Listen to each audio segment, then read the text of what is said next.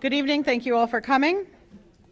Pursuant to the New Jersey Open Public Meetings Act, NJSA 10:4 through 10, adequate notice of this meeting has been provided by advertising such notice in the Home News Tribune, the Asbury Park Press, the Board Office, the schools, on Cablevision Channel 118, and on Verizon Fios Channel 24, and by filing such notice with the Township Clerk. This meeting was scheduled for Thursday, April 24th, 2025. The Board will take formal action of payment of bills and other agenda items. Mr. Rydell? The Old Bridge Township Board of Education acknowledges that the law of this state establishes that members of the public, including members of the board, have the right to record public board meetings using audio or video recording devices, provided that the act of recording does not interfere with the business of this public board meeting. Therefore, the board makes it known that any such recording is to be considered the private recording of the individual and in no manner represents the official record of this board. The board therefore takes no responsibility for such private recording and completely disavows any future use. Roll call, please. Dunn? He said he wasn't going to make it tonight. Okay, absent. Francisco? Here. Giordano? Here. Jodry? Here. Mazzone? Here. Slade? Here. Solikowski? Here. Venkatesan? Here. D'Antuno? Here. We have a quorum. Can we all stand for the pledge and remain standing?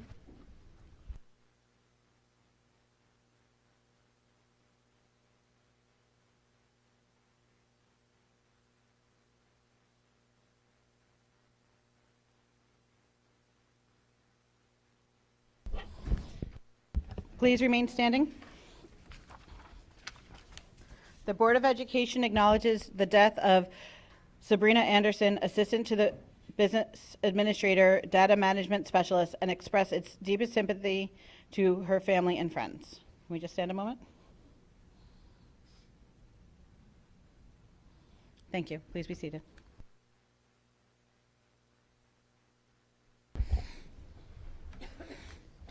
Christina, can you do the Code of Ethics, please? Sure. The board member will recognize that authority rests with the Board of Education and make no personal promises nor take any private action that may compromise the board. Thank you. You want to do the correction for?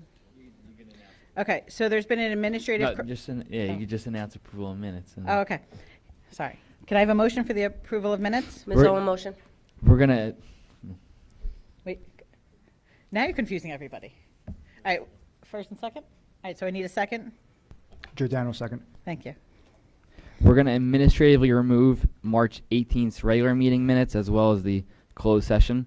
For anyone that does read my minutes, they're a little more in-depth and detailed. That 4-hour or so meeting, I just didn't have a chance to finish those with some of the budget work we've been doing. So we are administratively removing just the March 18th regular session minutes. They will be completed. The March 11th were done for this meeting for approval. So we had a motion by Mazzone and a second by Giordano. Thank you. Roll call, please. Well, any discussion on the 11th minutes? Okay, roll call, please. Dunn is absent, so we'll go to Francisco. Yes. Giordano. Yes. Jodry. Yes. Mazzone. Yes. Slade. Yes. Solikowski. Yes. Venkatesan. Yes. D'Antuno. Yes. Resolution 1 for approval of minutes passes for just the March 11th minutes. Okay, the student rep had a lot of fun hanging with the little kids at school today, but he's now on the lacrosse field, so we do not have a student rep report. Recognition. Can I have a motion to open it? Ms. Owen, motion. Francisco will second. Okay. Matt, would you like to do the retirees? Okay. Yes, we have 7 retirements this month. Move the board approve the retirement of the following staff members with deep appreciation for the years of dedicated service to the district. Kevin Canton, 37 years. Pauline Georges, technology, 19 years. Joanne Cefaro, transportation, 13 years. Carol Fiore, Grimson, she's here in fact, 25 years. Gloria Sensen, 22 years. Michelle Donnelly, Carl Sandberg, special ed, 33 years. And Joel Goodman, I worked with him 44 years, physics teacher. He's going to be very difficult to replace. Thank you very much for your service on behalf of the board. Carol, if you're here, does that mean you don't want us to approve the retirement? You want to stay longer? Thank you, all the retirees, for your dedication.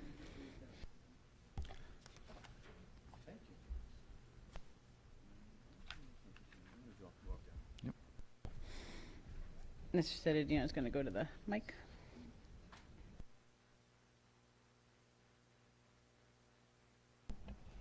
Kachi, can you please join me?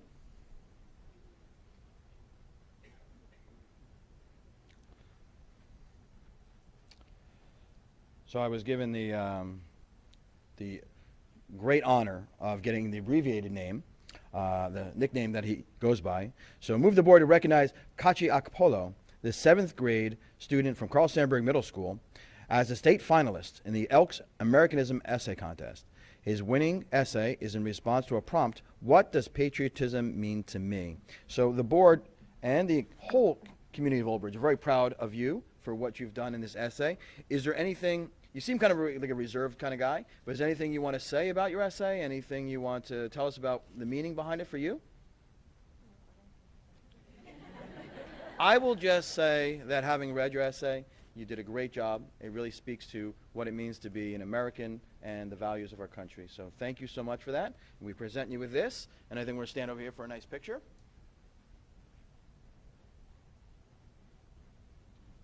There you go.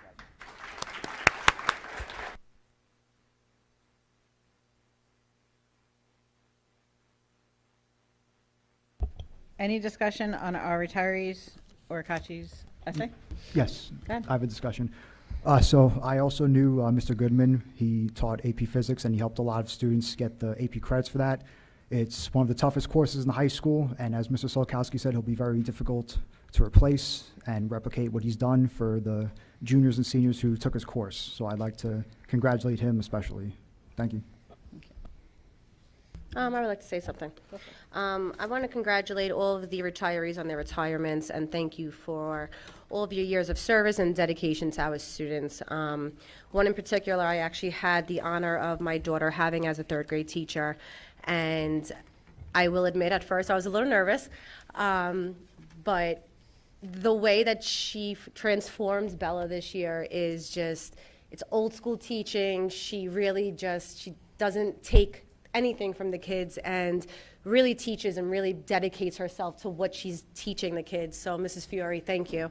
And again, congratulations and best of luck to everybody. Anyone else? And I echo that also because she had my grandson many years ago. Fantastic teacher.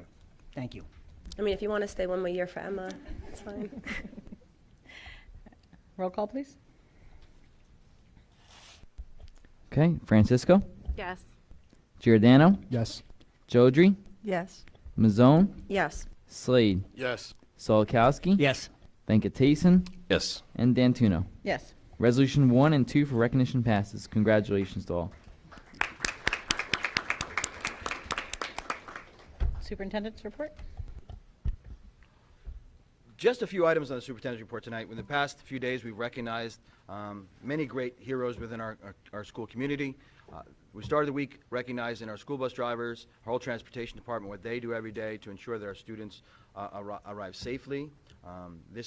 Following the next day, we recognized our administrative professionals, administrative assistant professionals that work in our offices every day. They're behind the scenes making sure that our schools operate and have everything they need. So I want to thank them. And today was Bring Your Child to Work Day, and I don't think any school district does it better than we've done it here. We've made it, since our administration came in, we've made it truly something to look forward to and a celebratory practice that if we recognize that the future of educators has to be seen by today's young people, so they want to emulate what great educators look like. We have to have them come in the classrooms, visit what their parents are doing, see what they're doing, and be proud of that. And so when they think about what kind of career they want in the future, hopefully they want to come back and serve the students themselves and be the educators for the future. So I want to thank all of our schools for taking part of that and really making it a celebration across the school community. Well, thank you, Pete. I just want to thank everybody from Old Bridge. I don't know if you heard that I am going to have my resignation on here tonight. And I want to thank the Old Bridge community for always supporting myself, my family, letting me have a great opportunity to have a profession I'm very proud of. And the staff here has been second to none. It's like a family to me.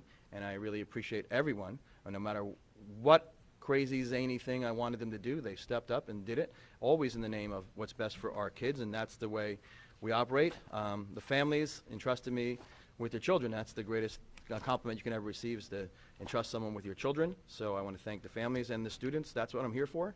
So thank you so much for all the students who made lasting memories on me.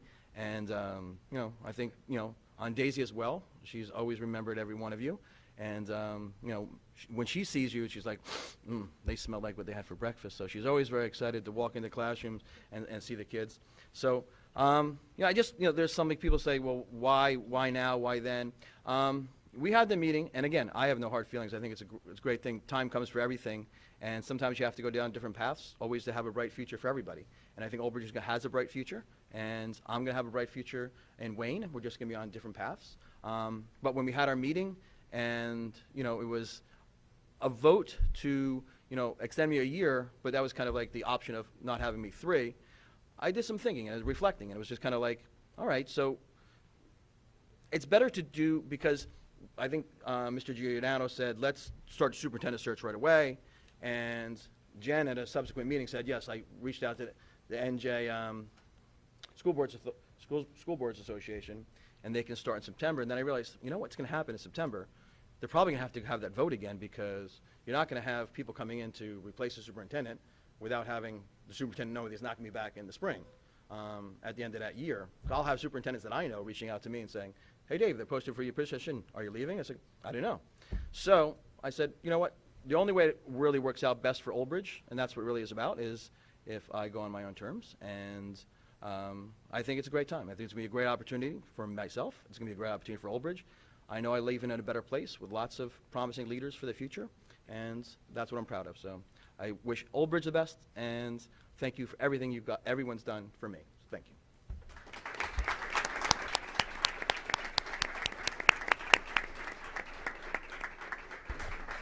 Thank you. I also want to add that it's Volunteer Appreciation Week. So thank you to all of the volunteers that make our schools work, the PTAs, the class parents, the, you know, parents that help with the different clubs and coaching teams like that. So I'm going to add that to your superintendent's report. Thank you. Sorry. Go ahead. I really didn't have a lot, because I think like the bulk of what you guys have to talk about really belongs in there, because it's the heart of the meeting, and really what people want to know about is, you know, your budget presentation. So I don't know if you want to do it there or do it somewhere in committee reports, but this is kind of like, it's a good opportunity, because then people have a chance to speak about it after, during the first open public. Yep, we're going to do it during committee reports. Okay, very good.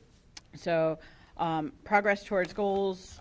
We did have a committee of the whole meeting yesterday to work on the finances, because I know that is a district goal of the financial resilience. So the meetings towards the goals are happening. Any correspondence?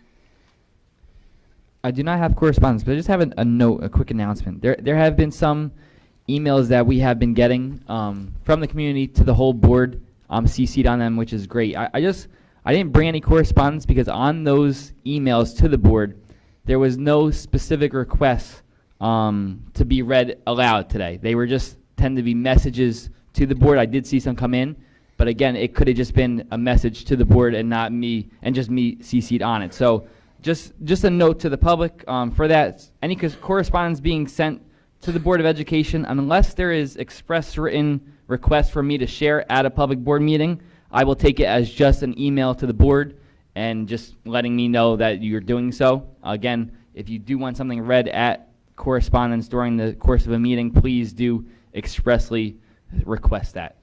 So I'm not reading any tonight, because there were some emails that came through to the board, but it doesn't look like anyone wanted to request it be read tonight. So if you feel otherwise, please resend, and I will read it at next meeting aloud, or you have the opportunity to come to next meeting and speak to that. All right? Thank you. All right, so we're going to go into the special committee reports. We're going to do our regular committees first, and then we'll go into the budget, which I assume a lot of you are tuned in or here for. So, committee reports? I can start? Go ahead. Okay, so I have a couple. On April 1st, we had a special services committee meeting. We talked about AAC evaluations. The Old Bridge AAC evaluation team, which is Jennifer Gonzalez, Morgan Chirillo, and Nicolette Cantella, talked about the fact that presently evaluations are currently being completed by outside privately contracted companies, but they formed a committee and they would like to, they made a proposal to do the evaluations in-house, which will allow them to be more individualized. They'll have more time with the students. They'll be able to choose devices that are more individualized again for students. They've been seeing that the outside evaluations have kind of come back all suggesting the same supports and recommendations, and they're very limited. So they think that if they do this, that they'll be able to, because they know the students better, they'll be able to provide varied and individualized recommendations. They'll be able to do more comprehensive assessments. And another problem with the outside evaluations is that they've been coming back not in a timely fashion, which means that the devices don't get into the hands of students in a timely fashion either. So they think that by them doing it in-house, they're not only it's not only going to be more cost efficient, but they're going to be able to have a better turnaround and get the devices into the hands of the students that need them. Let's see, Ms. Adenalfi talked about Inclusive Schools Week. That was last December. The theme was Every Voice Matters, and that reflects a core belief that every individual brings a unique perspective, enriching the fabric of our school community. She talked about, she gave us examples and a PowerPoint, and if anybody wants to see this, we have it. We can provide it. If you're not on Facebook, you can always email one of us, or you can email Ms. Adenalfi. Shiraz School, the speech therapists highlighted different communication methods. In art, the students listened to My Voice as a Trumpet and completed a mural. They had guest readers from the community, and they concluded the week with a unity walk. In Voorhees School, students sang We Are All in This Together each morning, and they watched a read aloud entitled Just Ask, Be Different, Be Brave, Be You by U.S. Supreme Court Justice Sonia Sotomayor. And guest speakers also discussed inclusivity and personal experiences.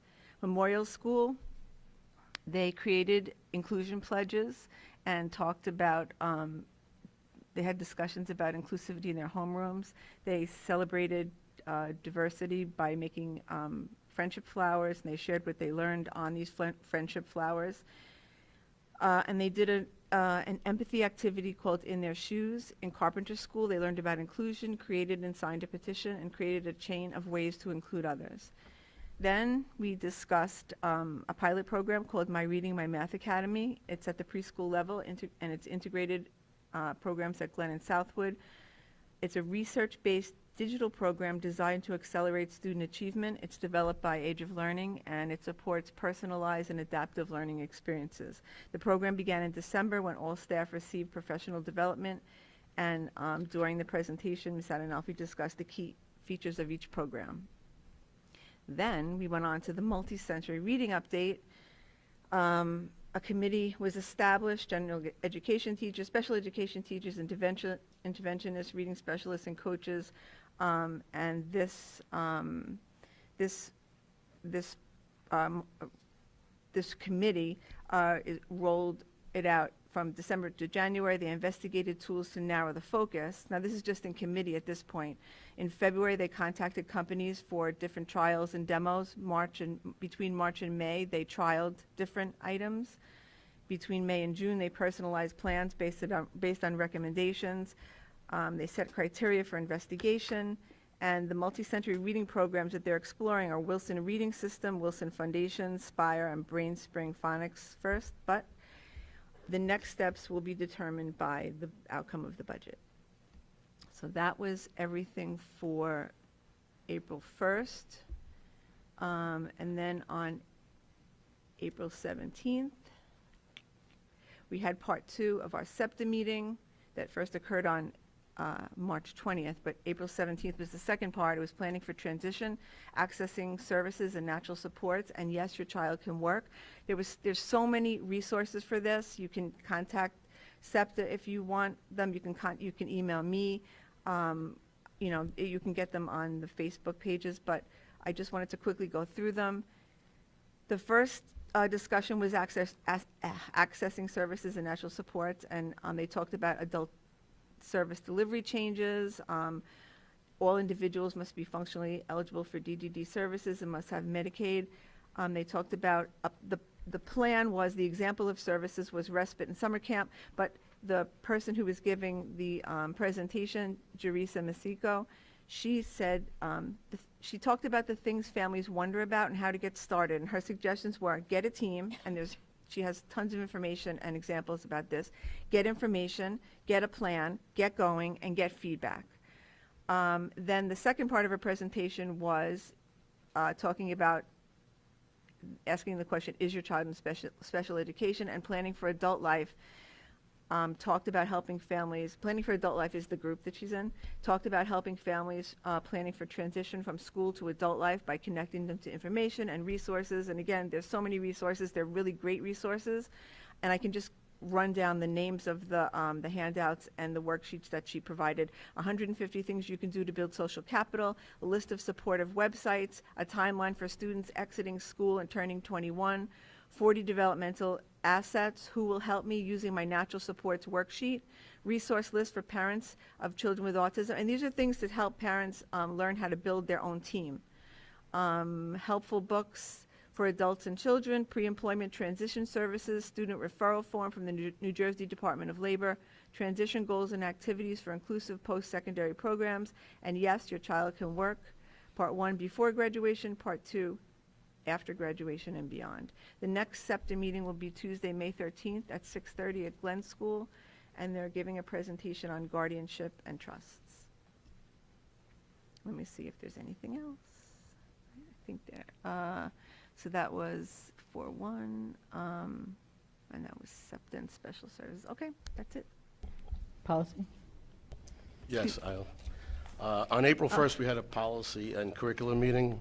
I thought it was an April Fool's joke, so I wasn't there. I had a previous engagement. But I had my favorite stenographer, Marjorie, take notes. So take a sip, and Okay. you can update Here's them on the policy. one last report. So on April 1st, it was the curriculum committee meeting. It was a full house for the curriculum committee meeting, and you can bet that Dr. Tui was all in with a lot of great information, and his presentation was a focus on the positives. Am I getting this right, Dr. Tui? Okay. He reviewed previous curriculum meeting topics, and then he talked about the New Jersey High Impact Tutoring Program. It's a grant-funded program awarded based on the high ratings from grant reviewers at the state level to Old Bridge, District of Old Bridge. It was almost $500,000. It was a New Jersey DOE competitive grant for years 23 and 24 and 24 and 25, and it applied to supplement the district budget. Dr. Calandria was the program administrator and provided oversight of the grant funding. This was all elementary schools benefited from this, and the grant levels were from 2 to 5, and that was dictated by the grant requirements. The target populations were students with RTI, Tier 2 and/or Tier 3, IEPs, ESL services, 504 plans, and a set criteria based on various assessment cut scores and teacher recommendation. The total enrollment was 143 students. The average academic gains in ELA, IXL was +70. In math, IXL was +80. The parents were surveyed, and they were very pleased with the academic progress and student experience. The average rating was 4.88 out of 5. What else? I couldn't have said it any better. I didn't finish. Okay. You want to hear the rest of what you would have said? Okay. The curriculum policy meeting agenda. Additional topics were the NJSLA test preparation summary. That was a handout that we received. Vetting outside educational resources. A brief overview was given by Ms. Rachel O'Neill. We talked about middle school summer school recovery program, attendance and grades. elementary departmentalization for grades 4 and 5, and we're going to have a follow-up in May, and scheduling future curriculum meetings with topics and times. And now I'm done.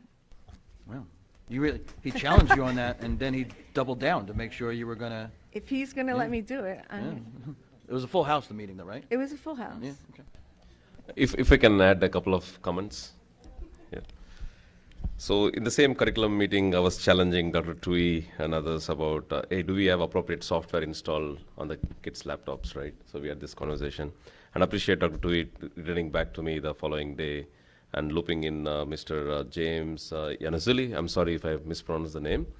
So he sent me a list of software that's typically installed, at all grade levels. So I did take a deep look at it, and they are making sense. Because as my kids are in the system, I also want to be aware of what's going on. Because I do see a lot of, widgets or apps, in the Clever and in all of this stuff. So thanks to Mr. Yanazuli to send me the list. I did take a deep review at each one of them. But what I was more becoming aware is there are certain things, accessible just over the internet, right? There are GimKit and, other, educational stuff, but also playful stuff. So that's where we have to strike a balance. But otherwise, thanks Dr. Tui and Mr. Yanazuli for helping me understand what's installed. Thank you. So on April 10th, we invited the town council president and their BA to meet with myself, Mr. Cittadino, and Mr. Wydell. I thought it was a very productive, positive meeting. Basically, we represent the same community coming together. A few years ago, we had done something like World Fest and, inviting each other to each other's events. The board going to town events like the tree lighting and the town council coming to our events. So we're going to work more collaboratively on things like that and try to come together as a community because we do serve the same people. So that was a very nice meeting. And now the reason most of you are here. The board had a very nice conversation it was like all day, it was like 10 to 4 or 10 to 3:30. But a big part of the conversation is we wanted to have it kind of again in public for you guys to see what are we looking at. It's not just spreadsheets and numbers and throwing darts at like, okay, this is what's going to go and this is what's going to stay. Like, we really had a thorough conversation, so we kind of want to reshare some of that information with you guys, and then during the hearing of the residents on the agenda items, it's going to include this budget time. So after you hear what we have to say and the mic is open, we invite you to share your feedback. So go ahead, Matt. Okay, as you know, next month is budget time. We're going to be voting on it. We're going to cast 9 votes, and we'll see what happens. If the budget does not pass, I believe years ago we used to go and sit down with the town council and try to work things out. That doesn't happen anymore. I believe now, if it's a no vote on it, it's going to go to the state. And I believe, Mr. Pardon, can you help me with this one? What happens if the state does pick it up? The no vote. Yeah, you're right that it no longer goes to the Township Council. The November move from 2012 is now a direct appeal to the state, or it's not really an appeal, it's a review by the state. In normal times, remember those, we had the state would review and see if you should get more money. Their answer to that is now clear. But what the state has done in the last couple of years is offered what they have considered incentive programs. Last year was the 9.9, this year is the tax levy incentive aid. And last year in both Toms River and Jackson, the board did what you're proposing or what you're asking about, and they voted down the budget. The state reviewed their budgets, and it took until early July, but the state did or the commissioner did a press release and imposed on both places the budget as proposed, which went to the full 9.9 authority. We don't know what will happen this year. This year is somewhat different. The tax levy incentive aid program is different than last year's stabilized school budget education aid program. We just make up big names now. And it's a lot higher stakes this year because the state, if they do what they did last year in Jackson and Toms River, then a defeated budget would mean that the state might take you to maximum authorization, which is 30.4 in Old Bridge. We don't know. No one's gotten to that point yet. But yes, it is a state review, and the state would then have the authority, without any further vote or any further action by the board, to impose a budget on you. Thank you, They- Mr. Pardon. Do they tell us what we have to spend the money on? Do we know? No, they would not do line items necessarily. They would do allocations, including allocations from your own taxpayers, which may seem backwards, and it probably is.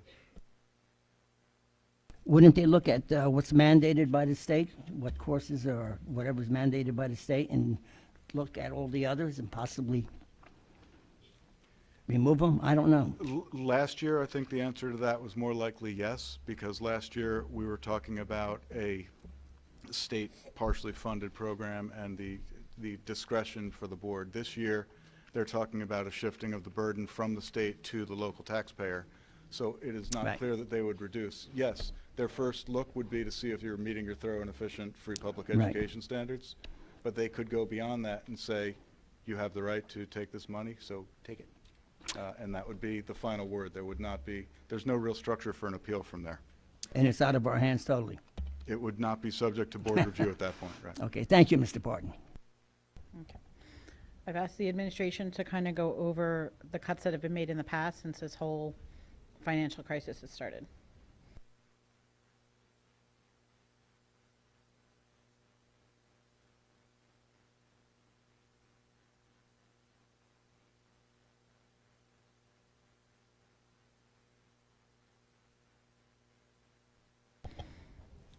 You're messing up the script now. Jay, can I'll you? do my end. Yeah. But first, I know Jen brushed over the fact that we were out at a committee meeting yesterday for 5 hours, from 10 a.m. to 4 p.m. So just to give, that's the middle of a workday. So just to give you an idea of our commitment to this. We're not just brushing this over. I mean, they're giving us, spreadsheets. I mean, look at the size of this sheet I got to read. I couldn't even read it. Small print and, things like, so. We need a magnifying Yeah, glass. so you have the same. And the sad part is that our students are caught in the crossfire of this. Our staff is caught in the crossfire.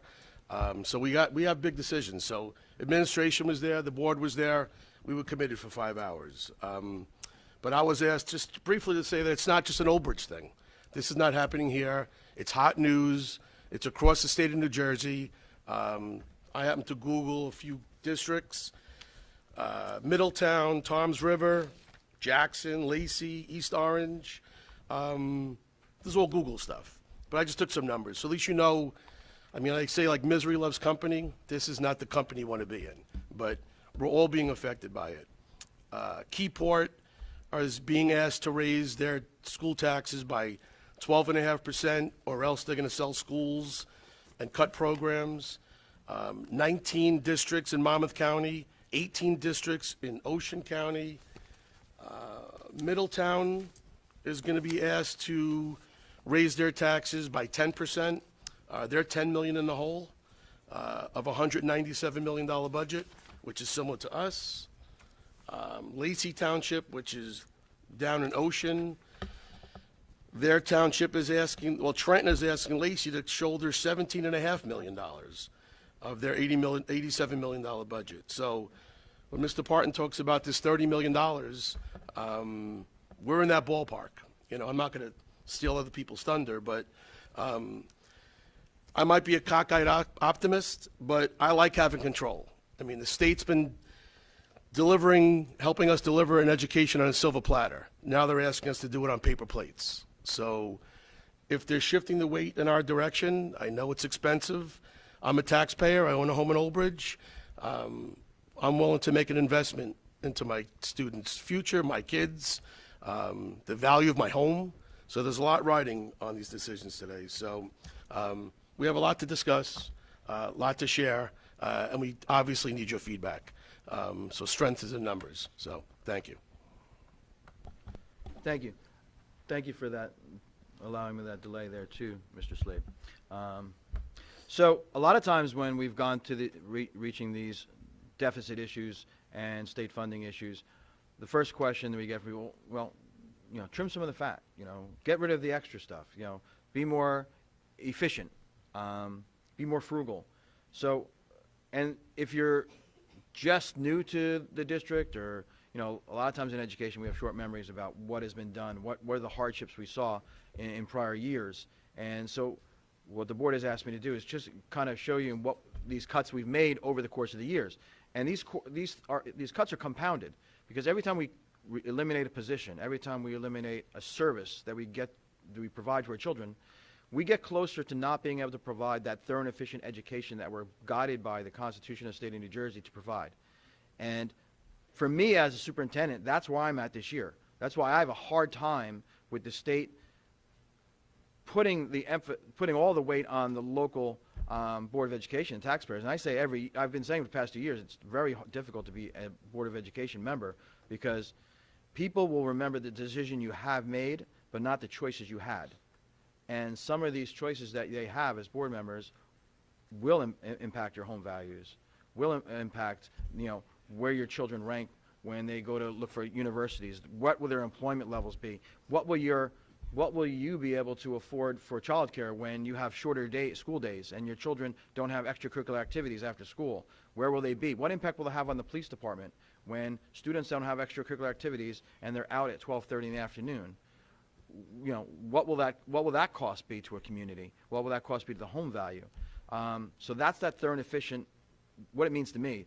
Everything. It's not thorough and efficient isn't just the academics. Thorough and efficient is what we provide our students to make them well-rounded, to be self-reliant, employable citizens when they leave here. So they're not a part of society in which the society has to support them, that they can support themselves. And that means a lot of different things for a lot of different people. That's why my emphasis has always been not on just on the college bound, but those who are going into the workplace, those going to the careers, going to the military.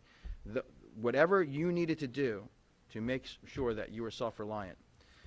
So these are the things, these cuts we've made that got us close to where I think we're at a dangerous place, or anything below this is teetering on not having that thorough and efficient possibility for our students. 2017-18, we covered most of those cuts by reserves. For those of you who don't recall, July, you'll see in May we're going to adopt a budget. When we adopt a budget in May, the state approves it in June. That all happened in 2017-18. And then in July, once we started spending that money on July 1st, the state said, wait a minute, we don't want you to have as much state aid. We know you started spending it. We want $609,000 back. So we had to find money to offset those bills we already started committing ourselves to, and so we used our reserves to cover that cost. So reserves that we could use for future years, that $609,000 and change was already gone because we had to use it to cover the hole that the state took away from us. We had a glimpse of what it would look like in the following year, 2018-19, and that's when a very difficult decision was made. We knew we were going to lose $1.9 million, close to $2 million the following year. We had to act, and we had to act fast. This board looked at many options. Again, like I said, you'll always remember the decisions the board made, but not only the choices they had. And that was the year in which Cheesequake School was closed. We closed a school. We reduced 85 positions. We cut 2 central administration positions at central admin, 1 building level administrator, 27 noon-hour supervisors, 10 secretaries, 10 paraprofessionals, assistant coaching positions across the district, more certified and certified staff. At the high school, we lost staff, $1,180,000 worth of staff at the high school, all district librarians, planetarium. We closed 1 planetarium. We closed 10 elementary sections, 3 elementary-related arts, and eliminated elementary guidance counselor.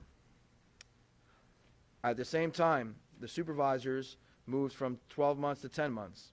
There's a cut of late runs of transportation at the high school and middle school. We eliminated Spanish from grades 6 and 7 at the middle schools. We removed family and consumer science from middle school elective offerings and reduced instructional supplies. In 2019, 2020, we had the COVID years, and the federal government provided us with a lot of funds, ESSER funds, to offset money. We were still losing state aid, but as we were losing state aid, we weren't spending as much. We weren't spending as much on transportation, even though the state of New Jersey still made us pay our contracted bus drivers, not our bus drivers. They're the best. We want to keep on paying them. But the bus drivers from the other companies that weren't picking up our children and weren't doing our routes, we still had to pay them. But we still had some savings, and we used that ESSER funds to cover the losses that year. 2020-21, we used the ESSER funds and COVID money for that year as well. In 2021-22, now we don't have those ESSER funds as much anymore. We had to eliminate the supervisor of guidance. In 2022-23, again, we're hard hit by cuts again. This is another $2 million in cuts.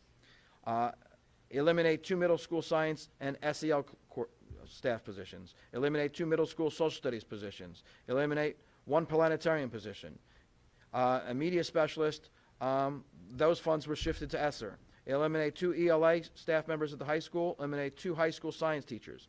Eliminate 1 art teacher at the high school interventionist. That salary went to ESSER.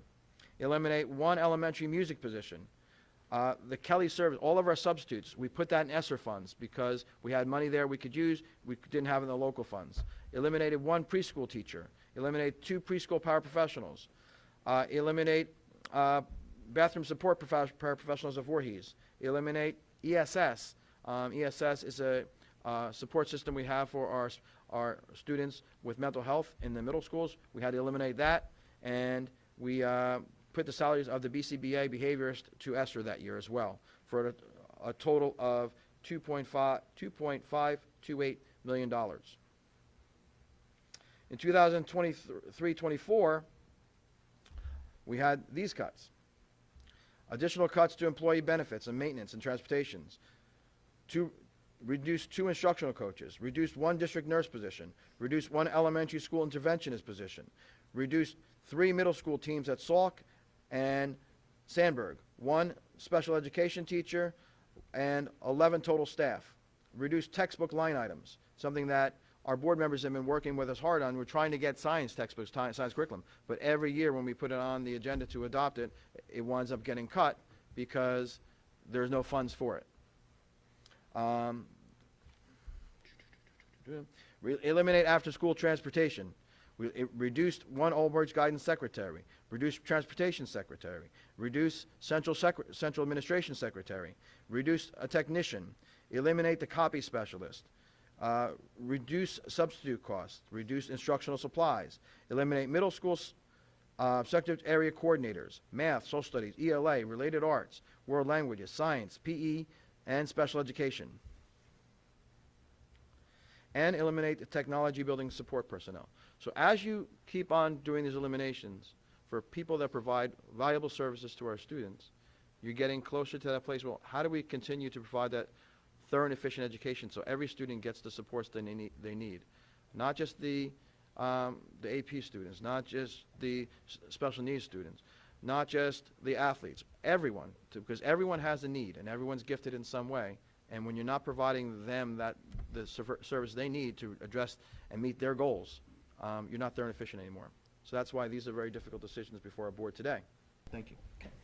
The other question that kind of touches on this before we move on that we get asked is, well, where did the money go? We sold the Nike base, and we've explained in the past, I'm going to explain to anyone who's new, we have 2 accounts, 2 checking accounts, let's say, a capital account and a general fund. Because the Nike base was property, it's considered capital. That money can only go in the capital account.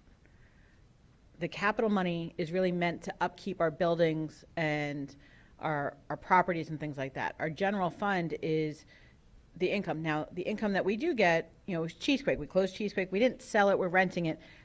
Yes, do we get a good chunk of money to that? We do, but that has gone to keeping us afloat and not having us to do more cuts. So those are the 2 big incomes that have been discussed.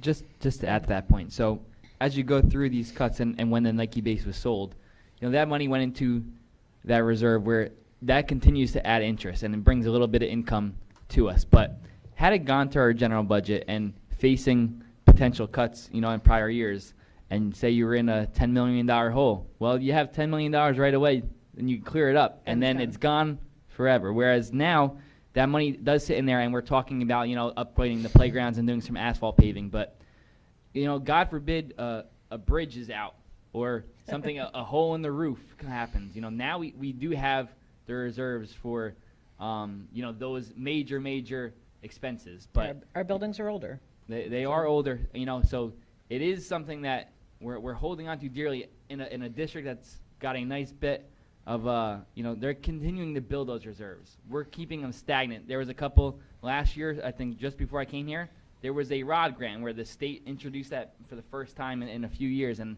essentially they would pay 40% of any upgrades that you would make, but you had to front the cash out front. So we put in for applications for ROD grant for 8 rooftop units at multiple schools. And when we got those proposals back, they were, first of all, to have $10 million. Only one school would really be chosen because they were $7 million, and 40% of $7 million, you could do it. But to really have at least one project and keep some balance, now you're kind of decreasing that, and only one school got done. So we're trying to use that money sparingly and smartly, touch as many schools as possible with needs that are really needed. And it does just hold in and bring some interest in every year. But otherwise, if you spent it a few years ago, we'd be even a bigger mess, to be honest. Yeah, because when something like the gas leak happened at Sandburg, if we didn't have that reserve and stuff like that. The reserves at the time, right? Sal? So going forward with the $18 million budget cut deficit from our budget that we have, these are the following things that would happen. We would have to transition to a 6-period high school, which would basically means a half-day high school. So half of the courses at the high school level would have to be eliminated, and those positions that go along with it. We would have to close 2 elementary schools, and out of the elementary schools that do remain, it would just eliminate related arts, and the only class that we have to teach is gym, so that would be the only thing mandated because that's what the state mandates. There would be no middle school sports, and at the high school level, it would only be varsity level sports. There would be no ROTC. There would be no school security for all of the schools, so that would include the police officers and the SCLOs, et cetera. And there would be no kindergarten at all. And I think the board would agree and the public would agree that this is an unacceptable way to run the district. And it's very disastrous that we are put in this position due to the S2 cuts that have affected us in basically the last decade almost. So, thank you. Those are all Yes. difficult things that Mr. Giuliano just went over. And I want no one to think that anybody on this board is like, yeah, let's do that. That's a good idea. Mr. Cittadino would never say, let's not have security. You know where I stand on that. So these are things that we have to look at when we're looking at a $18 million deficit and being underfunded locally by $30 million. Like, what can you eliminate? Believe it or not, the state of New Jersey does not mandate kindergarten. Believe that or not. The state of New Jersey does not mandate that school districts have kindergarten. So would we want to eliminate kindergarten? No. But is it something we could eliminate to the state? Yes, because they haven't mandated that we have it. So I don't think any of the board members up here want to say, like, these are great ideas, but these are things that if we don't do something drastic to address this deficit, these are the things that would have to be eliminated because it's where we don't have a choice in it because everything else would be mandated. So again, this is us kind of reliving our conversation with you. So we all had the same reaction. Like, I saw head shaking, are you serious? Yeah, we all had the same reaction because that is not Oldbridge. So to continue, Elena? So I would like to start by saying that the board, and I think you can see that tonight, has really been working very diligently diving into this budget. We have asked endless questions. Mr. Wydell has answered, and administration, endless questions. I don't think they could have anticipated the amount of questions that we have come up with. And they've answered them graciously, and they've answered them in depth. So as board members, I know I can speak for all of us in saying that we're grateful for all of this information. And as Jay was saying, I have packets upon packets of information because we had so many questions. So that being said, we're not each other's enemies in this, and you're not each other's enemies in this. There's only one enemy here, and I know that's probably a really strong word, and that's the state. The state is the one that has put us in this predicament to make these really hard decisions because none of us want any of these things to happen. None of us want our taxes to go up either. I'm also a taxpayer here, and I would love for that not to happen. And I would love for that not to happen, especially for the people who can't afford a tax increase. So let's come together in that. because this is an opportunity for all of us to work together. So my job for this portion is to kind of provide a little information on that $18 million hole that everybody keeps hearing that we're in.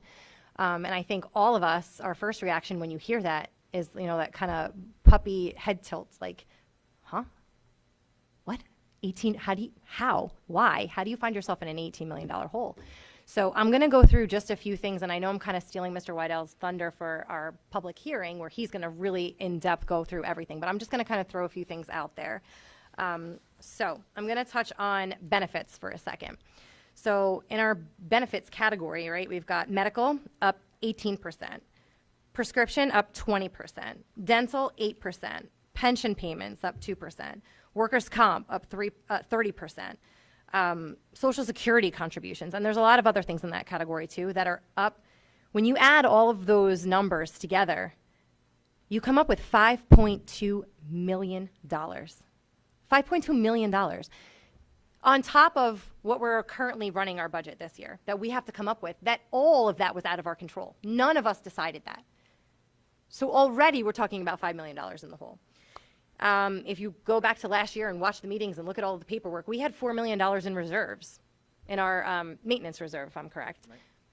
We don't have that. We had $5 million in our unassigned reserves. We used it. We don't have that. So if you start taking all of these numbers and you add them together, and again, he's going to present all of that a lot better than I am, you get to your $18 million. We have a $168 million budget currently right now.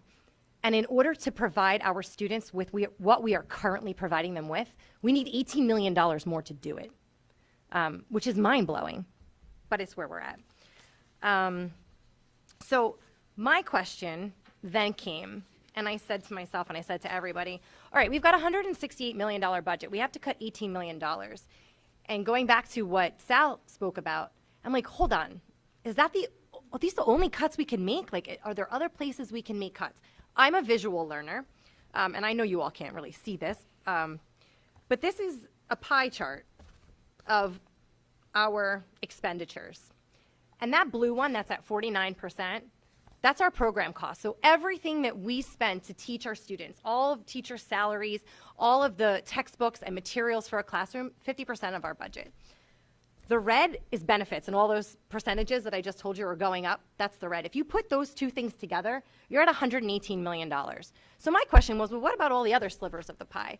Can we touch anything there? But when you really dive deep, and we had these conversations yesterday, because I'm like, all right, well, the green, maintenance and operations. Okay, what do we cut from there?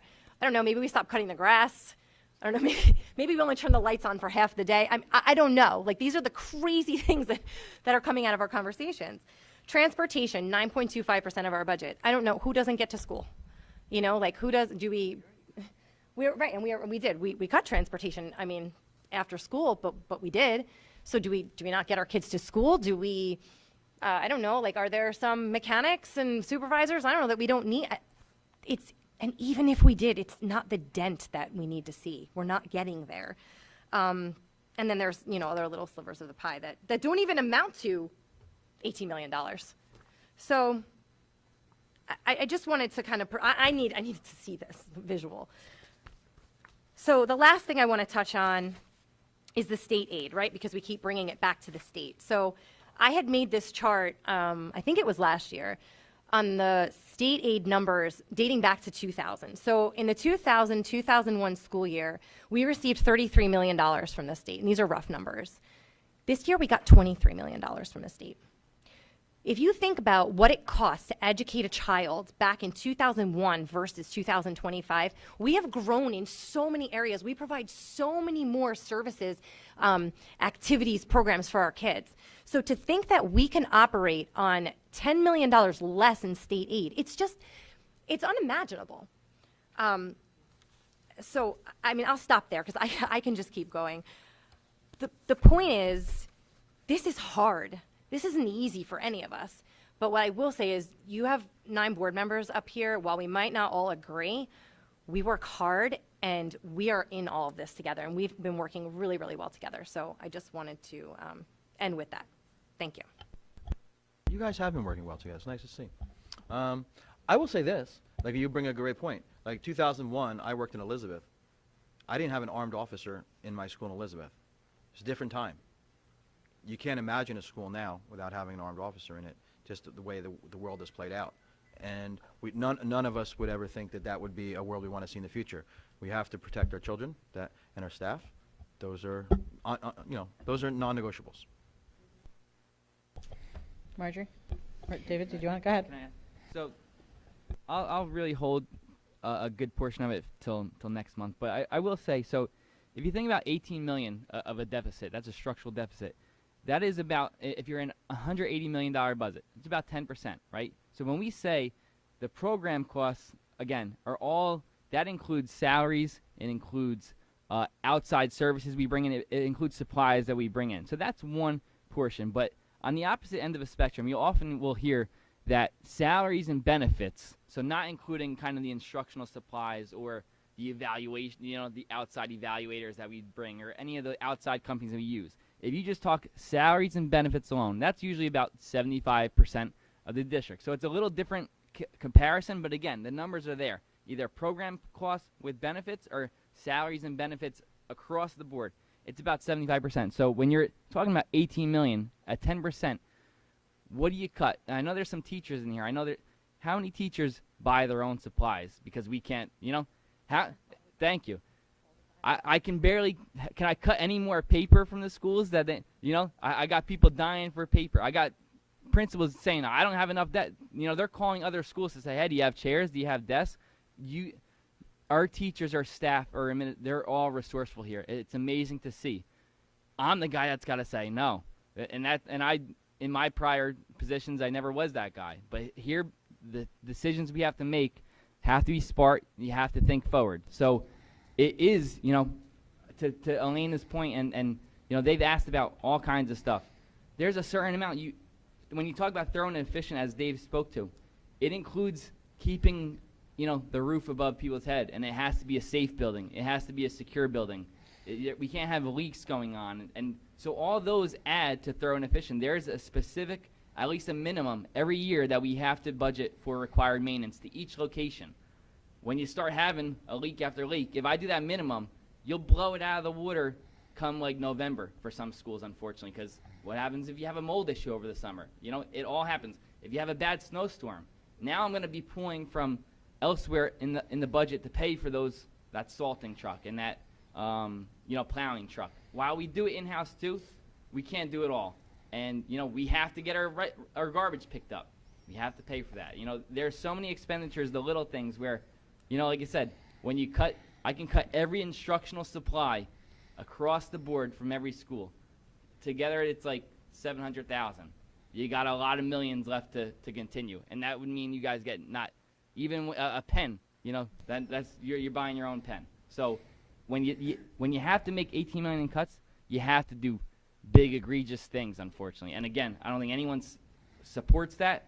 I would never support it, but again, it's the only way to hit these big numbers, and it's scary. It really is. So David, don't worry, we'll give you gray hair by the time the budget's done. Transportation and energy, how much did those costs go up to? Just real quick. So let me speak. Yeah, I can add to that a little bit. So has everyone heard in the news, whether it's on social media, everyone's energy, both residential, is going to be increasing. They're talking about 20% increases depending on providers. Well, when we were given initial net estimates, we were told 20 to 30%, right? So I budget conservatively, and I said 30%. Here's our situation. When the final numbers started coming out and it was like 20, the problem is because where issues have been prior as well, right now, the way we budget in 24-25, and my assistant business administrator was in the room. She's showing her back there. She can speak to it. We are underfunded right now in our electricity and our energy costs. So right from like now until the end of the year, we're pulling and plucking, transferring from different areas where we think we have some little buffer to pay for those electricity costs. So the reason I go to 30% is because in 25-26, I have to right size our costs, meaning I have to get to the amount that we're actually spending this year and then account for that 20% increase. So that's why it's a 30% increase, because we're behind right now. If I budgeted the same thing I budgeted last year, we'd be, in December, we'd probably be having to transfer out. So there are things, it's called right-sizing your budget to see where current expenditures are this year, and then projecting out for next year based on, amounts that we get from our professionals and our consultants. So that was energy. What was the other one? Transportation. So we have transportation routes. I wish we had a fleet of, that we can handle everyone. It's impossible. If you ever see the high school at dismissal, how many buses are there? I was stuck at the dismissal today after my kid was here. I was trying to count all the buses with them. I lost track.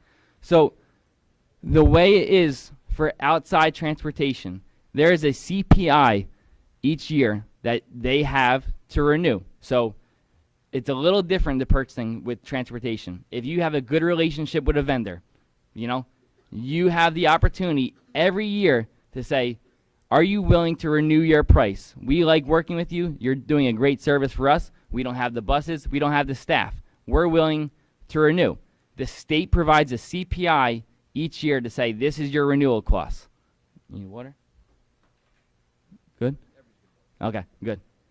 This is the percentage you have this year. So this year for 25-26, it's 3.57%. The past 2 years, it was in the 5s. So it's good that it's gone down, but it's still high. That accounts for inflation. It accounts for gas going up. And everything's going up. We know that.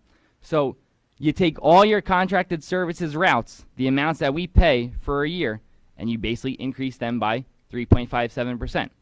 There's a caveat. If, for instance, you want to maybe say, it's too much, or we're not having a good relationship with you right now, or we think you're falling on your service, you have the opportunity to go out to bid. However, when you go out to bid, it's the lowest responsible and responsive bidder. So what you projected, say if it was a $1 million route in this year and it went up by 3.57, I'm not going to do that math in my head even though I should know it. When you go out to bid, that would have been your amount if you renewed. Say one vendor bids and they really want the business, but they can do it for 1.6 and they were the only one. Now you're stuck and you just cost yourself $300,000 more. So Debbie and her team are incredible at transportation. Like I said, last year we had a great year where there were 3 routes that were up for renewal. She said, don't worry about going out to bid. I got them. And she did it in-house. But the more you do that, the more we stretch ourselves thin. And, we can't take full routes with full buses on. So the increase there for transportation is literally just our contracted routes outside with vendors multiplied by that 3.5% increase, and we go from there. So those are, again, this is my everyday. It's from the people in the audience. It's not their everyday. There's so many caveats. It's like learning a new language. There are so many things that go into it. I have late nights, long nights in my own home, at least downstairs in the basement, and I'm like bleeding because I'm looking at spreadsheets all day. That is the nature of the numbers, unfortunately. And when you have a 2% levy and your expenditures are increasing by 18%, 20%, double digits, it just, the math does not add up. And I know Dave has spoke to that in the past. That's the reality of what the fight is. So, Okay, Marjorie? Okay, just to kind of expand on what Elena was saying and talk about the budget and the fact that we've used up all our capital reserves over the years, and this is why. Because over the past years, the state of New Jersey has steadily reduced state aid to Old Bridge Township and other districts. But so, for example, I was looking at the 2011-2012 school year, and then looking through this year, the state aid has gone down steadily, and it's been a reduction of over 50%. So that's a lot of money gone. We've been able to mitigate a lot of the losses because of the capital reserves, but we don't have capital reserves anymore. Superintendent Cittadino, members of the administration, the BOE, we went to Trenton and joined other representatives from other school districts who are facing the same problems or in the same position. And we went numerous times to ask for clarity on the state's funding formula. Like how do you decide that you're going to cut this money from us? And unfortunately, none of us have had any reasonable response, and all of our efforts have changed nothing because they continued to decrease our school funding year after year. The state currently considers Old Bridge Township to be under adequacy by $30.4 million. You've heard Superintendent Cittadino mention that. And in simple terms, that means that the state believes that we as residents are not contributing what the state considers our fair share in local taxes. As long as the state continues to view Old Bridge in this way, they're going to continue reducing the aid to make up for what it sees as a local funding shortfall. But again, when pressed to explain the formula they used to make the determination, they've simply called the formula proprietary. This is a major contributing factor for why state aid continues to be reduced year after year, and without adequate state funding, we're forced to make decisions that will impact programs, staffing, services, and local taxes. And those are decisions that none of us want to make. That's why we're struggling with this. But we do want to assure you that we remain committed to doing the best that we can with the problems that we're facing for the students and staff and community, and that's us, the taxpayers. And we're going to continue pressing the state, and we may come to you and ask you to help us as well, to ask them to please, reveal their funding formula so we can understand how we keep getting here. But we really need a more transparent funding process. Can I add to that? Sure. There were 3 real changes that came as a result of some of those meetings to the state aid formula this year. Number 1, we asked for more transparency on how to prepare for cuts. I believe you were sitting up in this stage when Dave said, hey, you got to broadcast. There was going to be, if you were going to be cut, it was going to be no more than 3%. So that came right before, a couple of days probably, right before. So that is something we asked for. They gave it to us. There was no, if you were getting state aid, it was no more than 6%. If you were losing state aid, it was no more than 3%. It was a quick fix. Obviously, we need to get the numbers right moving forward. But that was the first thing that they did. The second thing that they did, which does have an impact, but it's a really technical thing.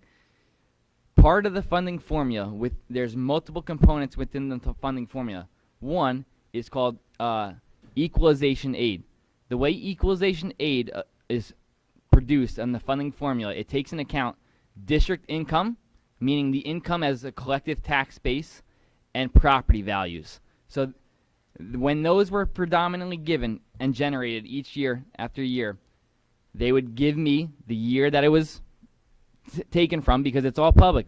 Obviously, your taxes have to get filed, so they can pull that information, and you all are supposed to file income taxes for your income. So they take all those information that they typically use a couple years behind, but it would be 1 year for 1 year. What they did this year, which did have an impact, and it was going to be a shock to the system, so they understood that, but they wanted to try to fix it moving forward. They did a 3-year rolling average. So they took 3 years of district income and 3 years of assessed valuation of the properties and put an average together. So it was a mechanism that they're trying to help fix going forward, but it shocked the system a little bit this year. It also hurts when you're coming off of S2, because during S2, if I showed anyone our state aid formulas, the numbers, and you could see through in user-friendly budgets, it was just frozen. Every year was frozen, and the only thing that was reduced was their equalization aid. Now, we're at a S2 on paper. All our numbers were generated based on our actual enrollments and what their actual costs were. So everything kind of changed, and it shocked our system more when you're in S2 district, and everything was constant for 7 years. So that were the 2 major changes. It was the transparency. It was the 3-year rolling average. The other thing was, people did ask. There's, again, Tom's River. If you see in the news, Tom's River is a different situation, but $100 million over, or under adequacy, rather. So could you imagine, we're 30. Could you imagine telling your taxpayers we're going to go up $100 million? Obviously, it would never fly. But that is, some districts are so far under adequacy that there's no way to really catch up. So people ask, give us a mechanism to at least go to our adequacy levels. Well, this is what the state did. They didn't think it was going to be on the taxpayers, and just the top max from the state would be $1 million, and the rest is on you guys. But again, that was something asked, and they delivered. The real problem is the funding formula needs to change, and we're coming up to an election year, and the elephant in the room is no one wants to touch it right now. until new administration is in place. And that's the reality of it, unfortunately. So the state now, we asked for loans. Many districts asked for loans. They said no. Here's a mechanism to do what you need to do. And I think that was just the way to kind of curtail for this year until potentially a new administration comes in and more changes can be made. But that's not a guarantee either.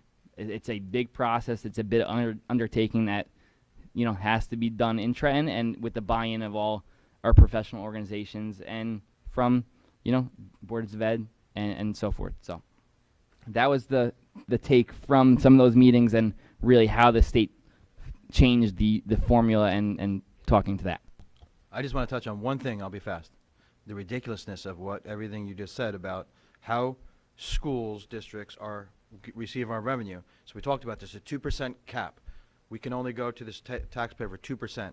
But some of the formula they base it upon is the income of the residents. So you guys fill out your tax return, like I said, and it's based upon, adequacy is based upon what you put as your income. Now, everybody in this room could win the Mega Millions. And everyone in the room wins $198 million. Congratulations to everyone. I can only go up 2%. It doesn't matter if everybody in the room is a brand new millionaire. The district can only go 2%. But they're saying we're under adequacy because your residents are making more money, but it doesn't matter how much money the residents make. We're still only able to go up 2%. So that's the ridiculousness of the formula. It's based upon your income, but we're still capped at 2%. I can't, because you all win the Mega Million, go up, oh, they all won the Mega Million, we're going up to 25% on them. Just 2%. I promise we're getting there. Christina's going to share what a thorough and efficient education to Old Bridge means. Okay. What is a true, thorough, and efficient education? A thorough and efficient education provides all students with access to a strong and competitive academic program that prepares them for college, careers, and life.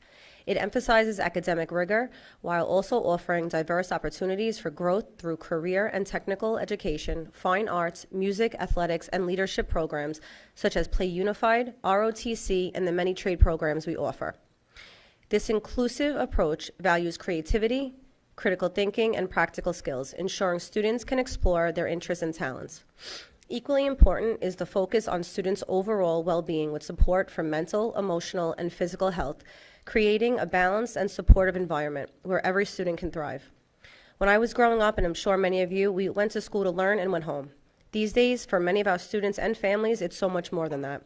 And for us as board members and parents, it's essential and of the utmost importance for us to make sure we can maintain as much as we can for all the students. It's no secret that at times, us as a board disagree on many things. But the one thing that we have in common, no matter what side you're on, no matter what some Facebook page or post says, no matter what anyone thinks they know, the one thing up here that we all have in common is the welfare of all students in Old Bridge to the best that we can. I mean, you know it's getting bad when Jay and Elena are actually getting along, and I have to say, yesterday there was many topics that they actually agreed on, and you know that's a big step forward for us. So, I mean, I think all of us up here are really putting in the work and making sure that, you know, we're really, you know, crossing our T's, dotting our I's to make sure that every student is being, you know, taken care of, and every program, every opportunity that we offer is being maintained throughout the district. Okay. So that was the ugly part of what we've been learning. So we wanted to share all that with you. So Sal's going to give 3 examples of what, like, tax options and things like that, and what that looks like. So again, they're just examples. Yeah, I'm going to start with the most unlikely first.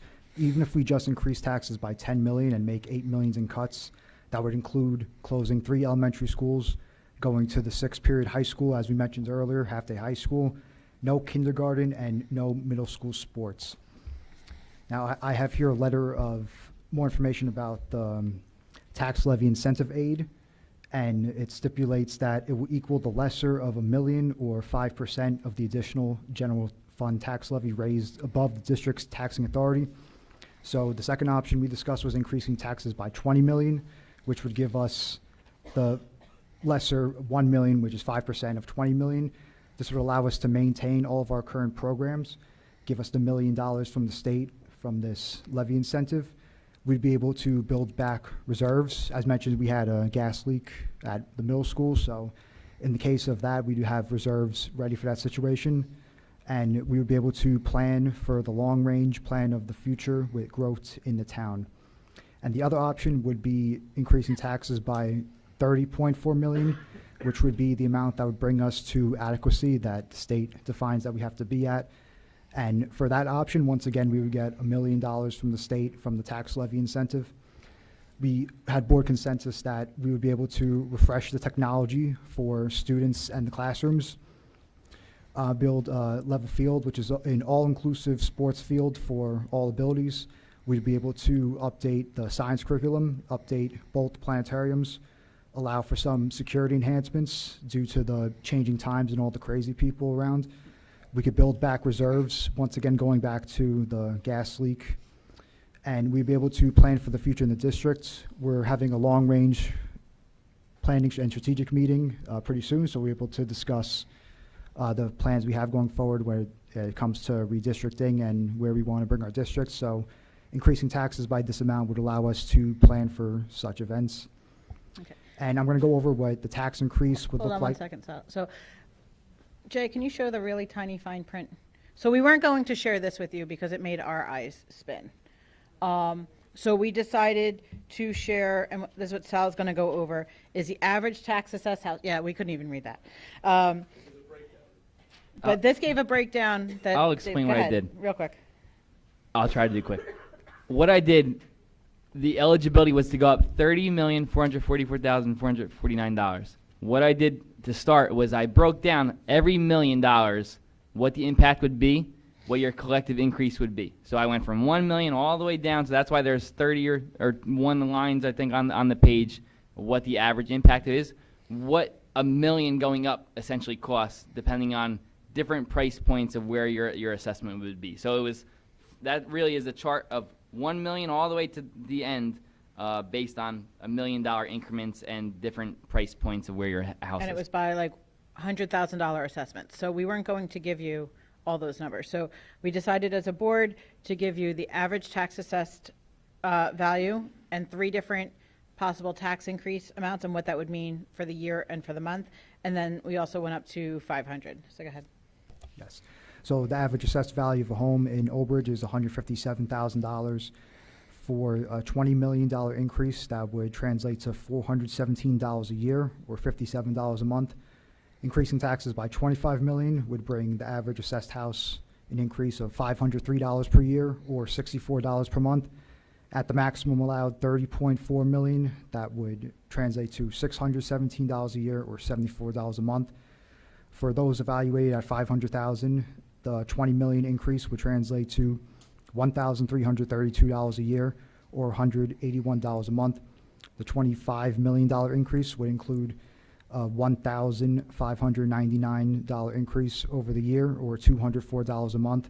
And the maximum $30.4 million increase would cause an increase of the tax levy for those at $1,962 a year, or $234 a month. Okay. So we know those are a lot of things to think. And Kieran, I apologize, I skipped over the part that you wanted to. No, that's okay. I just want to share that it's been like 4 months, the Board of Education, right? I've been asking very tough questions, right? All the way to Mr. Cittadino, Dr. Kathy, Dr. Tui, and all of us. Because I have certain principle in my mind. This is a business, it's education business, and I come from a big corporate background and technology and everything, as probably some of you know. So I look at this as, how do we run this business efficiently, sustainably, importantly, right? And I've been asking so many challenging questions, starting from, hey, why don't we start from the foundations? What is the core basics that we need, right? We have been having a lot of conversations across the board members with administration. What does a core mean? And what I learned, part of the process is, the core means you can run your classes for 4 hours per day, right? And the core means you don't have to have so many sports activities. The core means you don't have to have so many arts and musics and bands and all of this. Then the question raises, is that what you want for your kids and other kids in the town, right? And then we have had tough conversations, right? Even up until like a week back or a couple of weeks back. But end of the day, what it comes back to is the problem is not right here. The problem is because of the state and the process that which we are all being put through, right? But yes, is there a fix for this? Can we do this better? Absolutely yes, right? We can always do things better. And I think and we are in the right time, I think.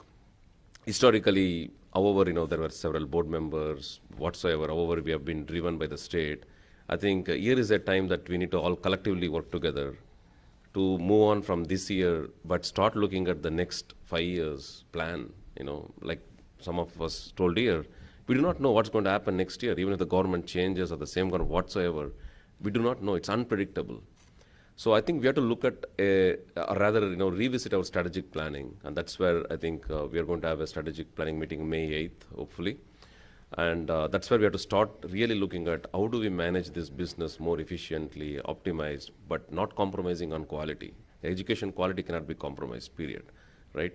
So I have some notes here. Pretty much, what I have is kind of bringing all of this or summarizing all of this.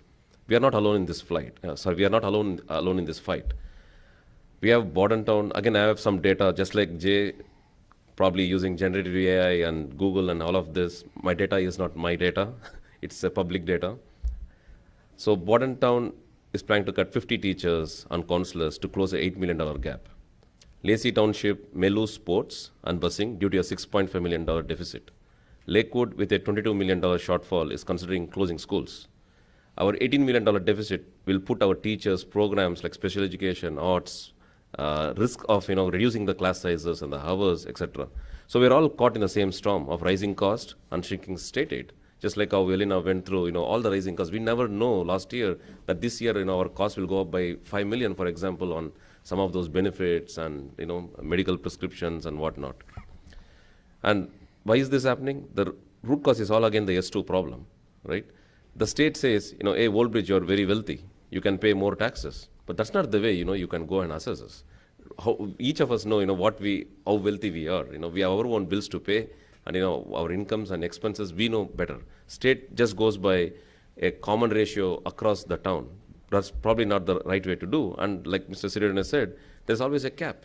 You cannot go beyond the 2% cap. Then how do you manage? So it's a kind of a local issue again. If you look at the aspects of when did we do the last reassessment? When did we do the last reevaluation of our properties? So I did talk to some people in the county, as well as I'm talking to the folks in the township as well. So if you look at it, the last time when we did a property evaluation, is about in 1990s, and then probably in 2000s, a reassessment. It's too old. We have not done anything in the last recent past. And look at the inflation, the rising cost of everything.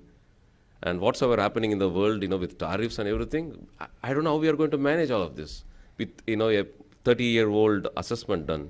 So in a nutshell, where I'm going is we have to really prepare for the future, right?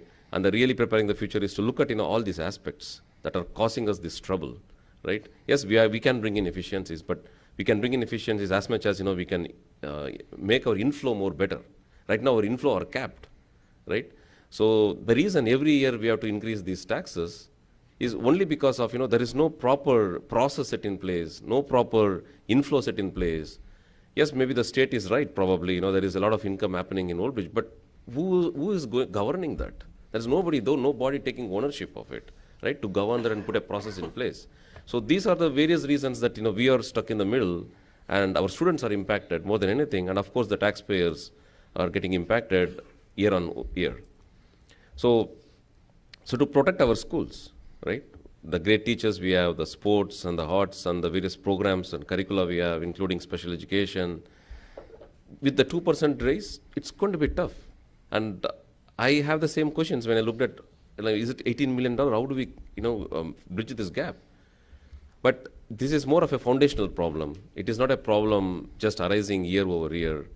And I think collectively as a community, including the residents and the board and the township, we all need to collectively work together to work with our, senators or the government and keep pushing them for getting a permanent resolution on this.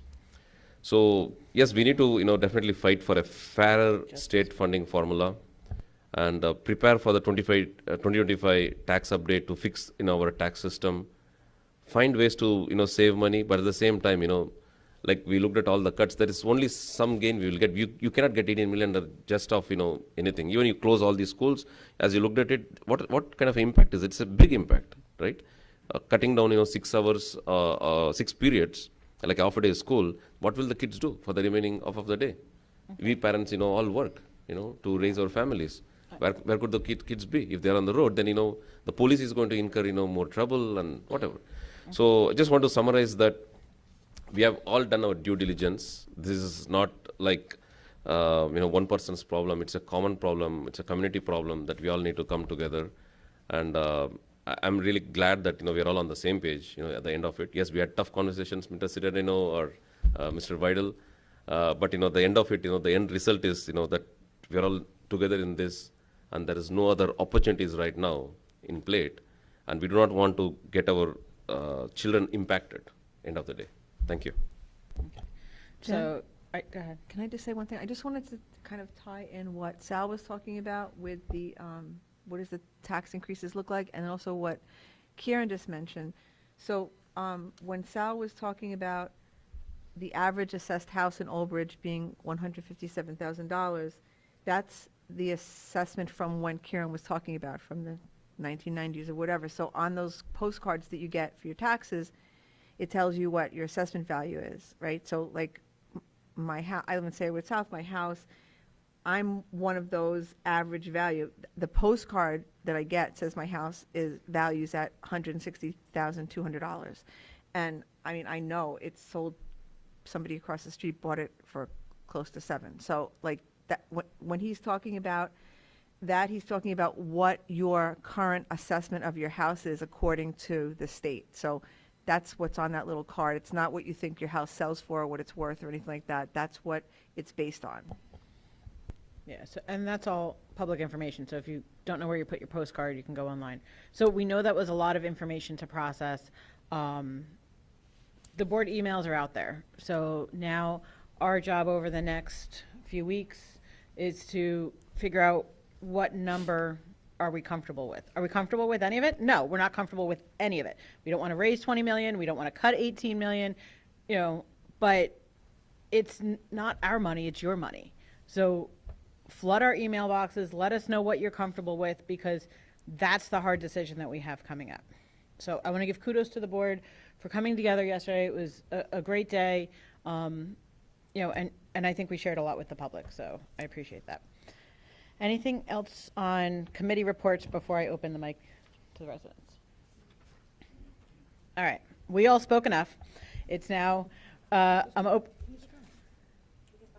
5 minute? All right, 5 minute bathroom break, and then we will open the mic. Do we need a Motion for a beef? Okay. Okay, we're doing a 5 minute. All right, we're we'll in take a recess. quick 5 minute recess, stretch.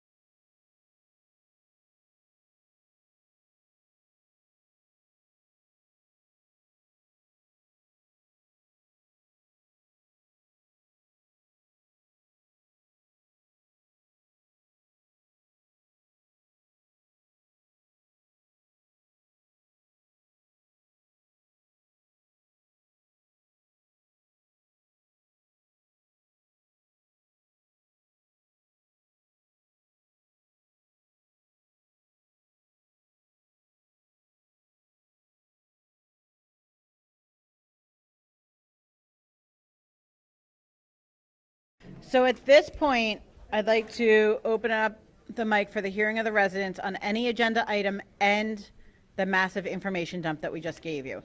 There is a notebook, so sign in. We ask for time because we just had a long section. If you're going to speak, come line up now. Let's not like wait to, get up when the next person speaks. So the mic is now open. Also, just so you know, we're going to give a quiz at the end of this meeting. And you have to, I hope you all get a good grade on things we said. Anyone speaking?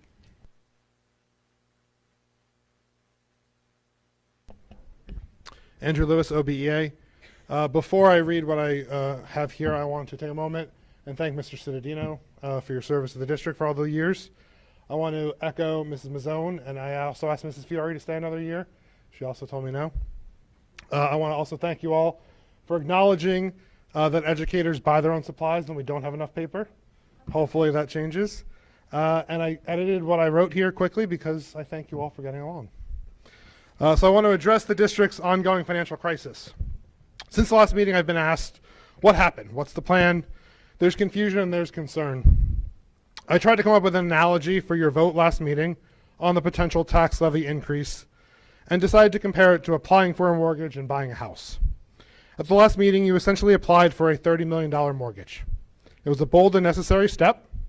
It showed vision and responsibility. But now comes the real decision. What kind of home are we going to buy for the future of Old Bridge schools? You have a few options. You can play it safe and buy a home for under $18 million. But just like a small house with a growing family, you'll quickly run out of space. You'll end up needing to buy a shed to store the essentials, meaning you'll be scrambling for temporary fixes and short-term solutions that don't really meet the needs of the district. You could choose the $18 million home, a bit bigger, but still tight. It might work for now, but you'll likely outgrow it within a year. And by that time, the financial window that you have now may be closed. You might not get approved for another $30 million, especially with changing economic conditions and political shifts. Or you can go higher than 18, somewhere between 20 and 30. You can take full advantage of the mortgage and invest in a home that actually fits. One that meets the needs of our students, our staff, and our community. Not just for this year, but for many years to come. This is more than just a budget. It's a blueprint for what kind of district we want to have. Do we want to keep patching holes, or do we want to build something strong, lasting, and future ready? There's hope that this board will rise to the moment and do what's right for Old Bridge. This evening, I'm going to share with each of you some postcards written by my members as well as members of our community, encouraging you to invest in success. Here's a glimpse of what some of them say. Raising taxes isn't easy, but neither is explaining why we let our schools crumble when we had a lifeline. Be the board that chose to build, not break. More cuts only hurt staff who live and work in Old Bridge. We take pride in our schools. And we care about your children. Help us, don't fight us. We're here because we care. My daughter helped organize these today, Take Your Child to Work Day. So members of the board, let me ask you to invest in success. Invest in our schools, invest in our staff, and invest in our students. Invest in the success of the Old Bridge Township Public Schools. Thank you.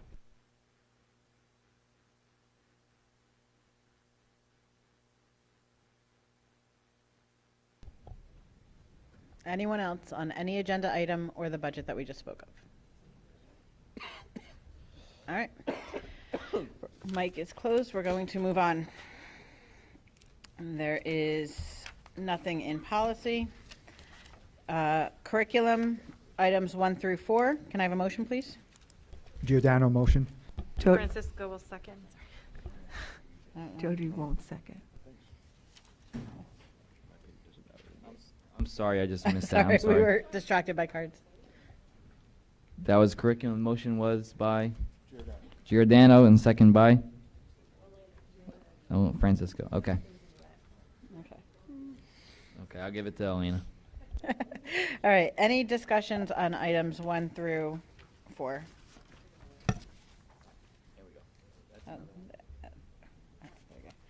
All right. A roll call, please. Giordano, Yes. Jodry, Yes. Mazzone, Yes. Slade, Yes. Solikowski, Yes. Venkatason. Yes. Dunn is absent. Francisco. Yes. Dantuno. Yes. Resolution 1 through 4 for curriculum and professional development passes. Okay. Finance, item 1 through 14. Can I have a motion, please? Slater move. Ms. Owen will second. Any discussion? Going to administratively remove item number 2. We had a discussion with the township. We are going to just fix one item on there. So there's going to be a couple shared service agreements for approval next month, but we're just going to make one change in this shared service agreement. So we're going to administratively remove number 2. Any other discussion on finance? Roll call, please. Jodry, Yes. Mazzone, Yes. Slade, Yes. Solakowski, Yes. Venkatason, Yes. Dunn is absent, Francisco, Yes. Giordano, Yes. and D'Antuno. Yes. Resolution passed for finance resolution number 1 and then 3 through 14. Okay. There was nothing on athletics. Non-certificated personnel office. Item 1. Can I have a motion, please? Francisco will motion. Jody will second. Any discussion? Roll call, please. Slade, Yes. Solakowski, Yes. Venkatason, Yes. Dunn is absent, Francisco, Yes. Giordano, Yes. Jodry, Yes. Mazzone, Yes. D'Antuno. Yes. Resolution 1 for non-certificated personnel office passes.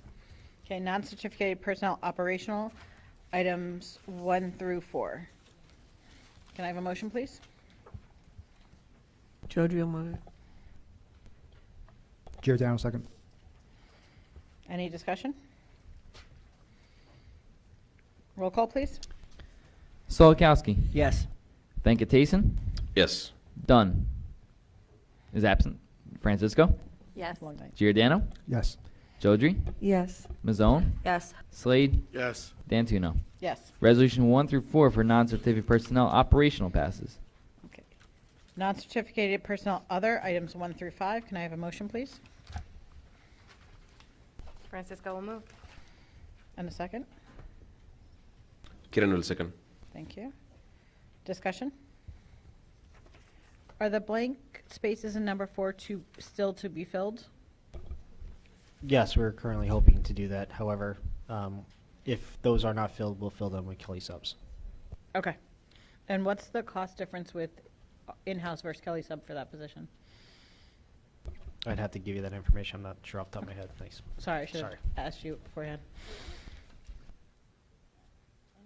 Any other discussions on items 1 through 5? All right. Roll call, please. Venkatason, Yes.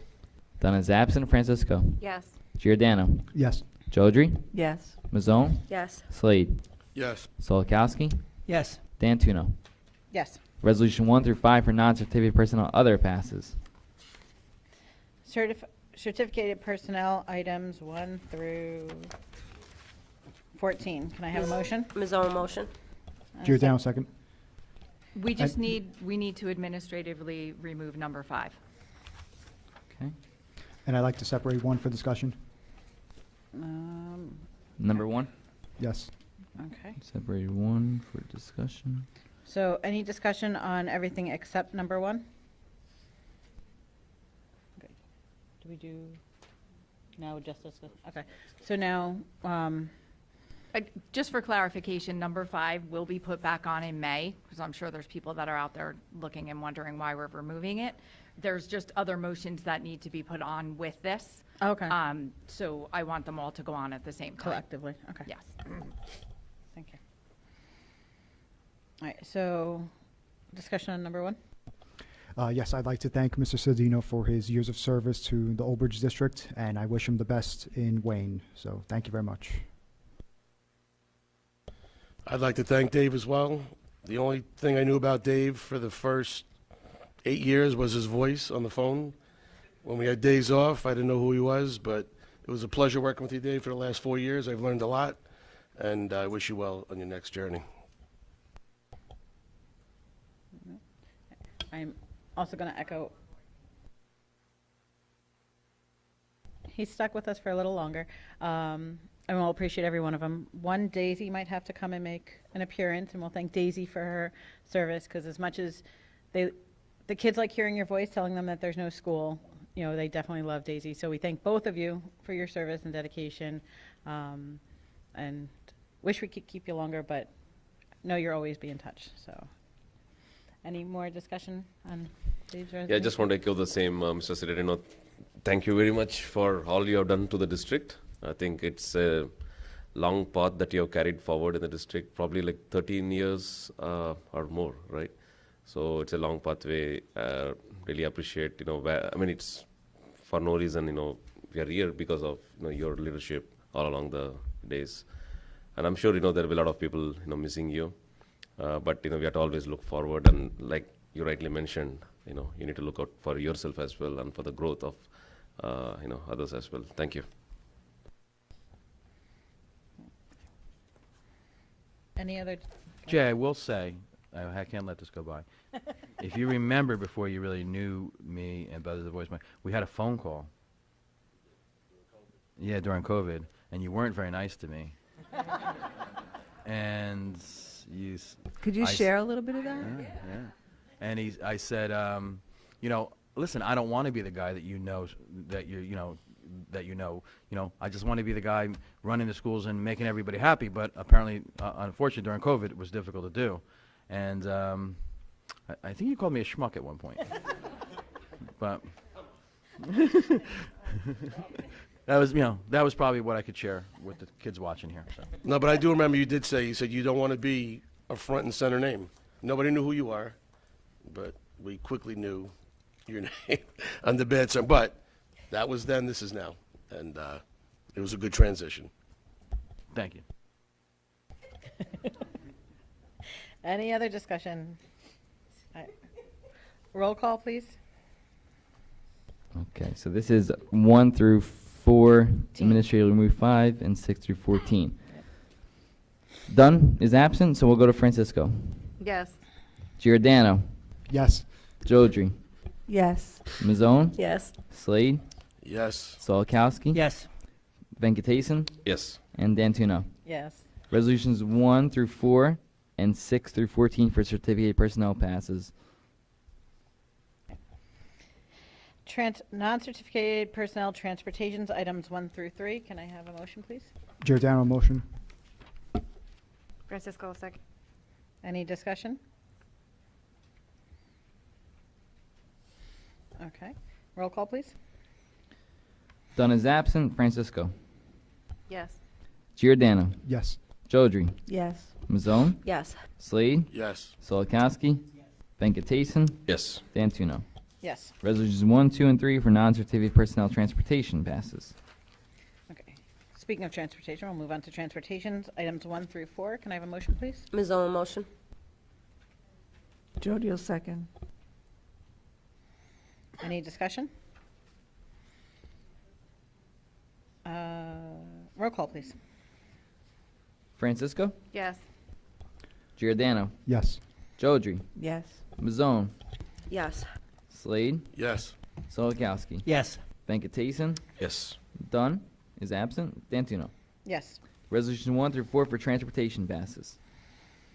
Okay. Supplies, equipment, and services. We have items 1 through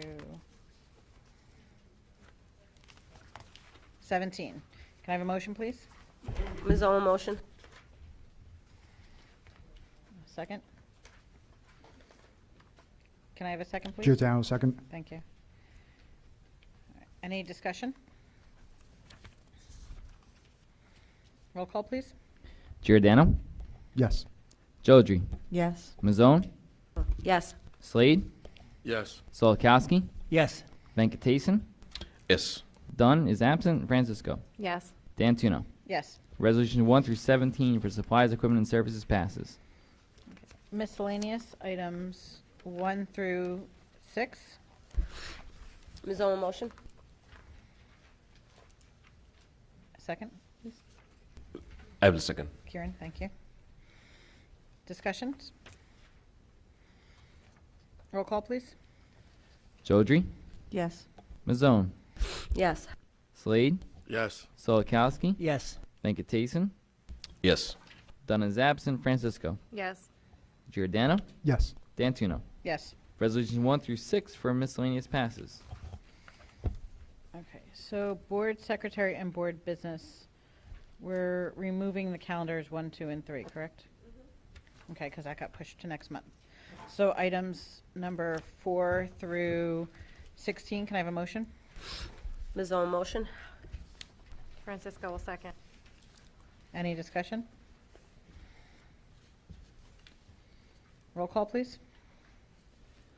All right, so this is from 4 to 16. Mazone, Yes. Slade, Yes. Solakowski, Yes. Venkatason, Yes. Dunn is absent. Francisco, Yes. Giordano, No for 12, yes for the rest. no for 12. Jodry, Yes. Dantuno. Yes, sorry. Resolutions 4 through 16 for board secretary, board business passes. Okay. So hearing of the residents on any school district item. Again, if you're going to speak, everyone line up now, sign the book.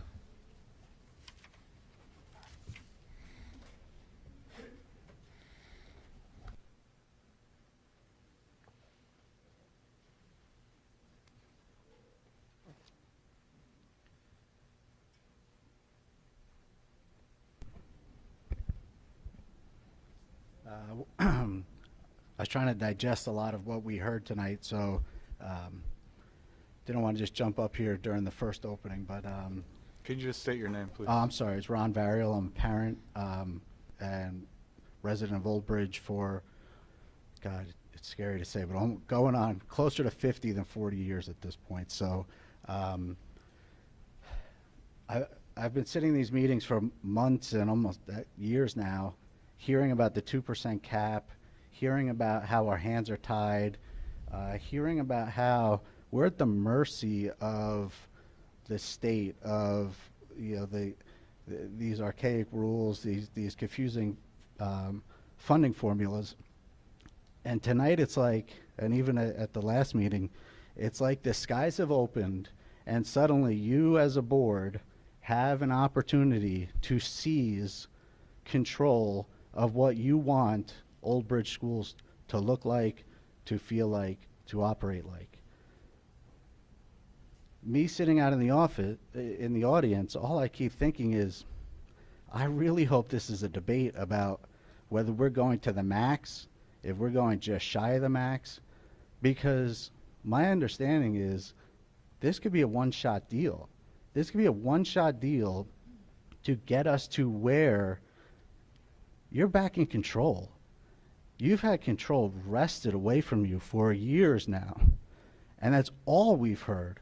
And I've heard people come up here and blame the state and blame this and blame that, but the control is in your hands right now. We as Old Bridge, as residents, we could see in social media, we could see in the comments, people want great schools. It's not free. You can't just say, I want great schools, but I don't want to spend $50 a month extra. You can't say, I want my property values to go up and be maintained, and then cut your late buses and get rid of your athletics. And Mr. Venkatasan, I loved how you spoke so passionately about the musical that you saw, and I know that's something close to my family's heart. I know athletics is something. The things that our kids learn at these extracurricular activities, how to be a leader, how to socialize, how to take constructive criticism, how to lose, how to pick yourself up, dust yourself off, and get back out there when things don't go your way. You have the opportunity to not only keep this ship afloat, I hope that's not even a question, but you have the chance to say, rally the town. This is a point of pride for us. We love our schools. We think our schools can be better. Let's just not survive. Let's not just do the bare minimum so that, we don't put our necks on the line and at the next election, or the next 3 elections, you were the one that raised our taxes. Guess what? It's not about raising our taxes. It's about building our schools, investing in our schools for the next however long it might be. And maybe you could clarify a little bit on, I know last year it was a 9.9 and people said this is the one time. And I'm seeing in towns all over the place, it's the same thing. Catastrophic You know, we're closing schools. It's going to be a disaster, but we have a lifeline. But that can't be year in and year out. So if this is your chance to make a statement and say, we want local control, right? How much of our politics, locally, nationally, is about local control, local decision making? You have that. You have the control in your hands. So I just urge you to take this time and take this chance to don't just limp through. Be bold, be aggressive. Set the tone for the next superintendent that's coming in. You don't think that's going to make this a much more attractive opportunity when you go out there and you've got a couple dozen candidates and you want the best? You're not going to get the best because you already lost the best, but if you want the second best, this is your chance to do it. Be up there, say, we're financially in a good spot. You're not coming in to, still pinch every penny because it's still important. But this is your time to do it. So that's my 2 cents. Thank you.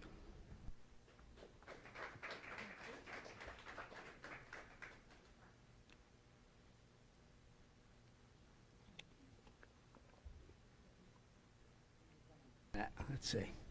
Good evening, everyone. Gene D'Onofrio, former Board of Ed president. I was in your shoes with budgets and stuff like that. What made me not run for re-election, I hired Dave Citadino, Hoka, Dr. Hoka, Chris Ponton, and we promoted Vinnie Sass with the high school. I felt the district was in great shape for the next 10 to 15 years. Dave, thank you for making me look correct. Appreciate all your help, everything you've done for our district, as a superintendent, as a human being. And one thing I asked this board to do, there's no right or wrong answer. I've been there. I've been sitting with you. I built Lombardi Field. I took more ridicule. We did the baseball field. And it turned out to be the best thing for Old Bridge. Yes, is my house worth $700,000-800,000? 100% it is. I don't want the school district to go down the tubes. I want my house to be worth $800,000. Okay, if our school system goes down the tubes, so does the value of our homes.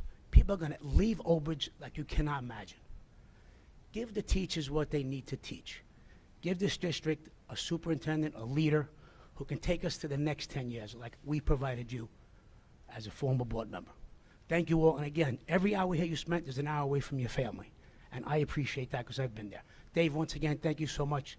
Dr. Hoka, Chris, again, you're still the best lawyer I've ever seen, and I'm glad we hired you. All of you, God bless, and God bless America.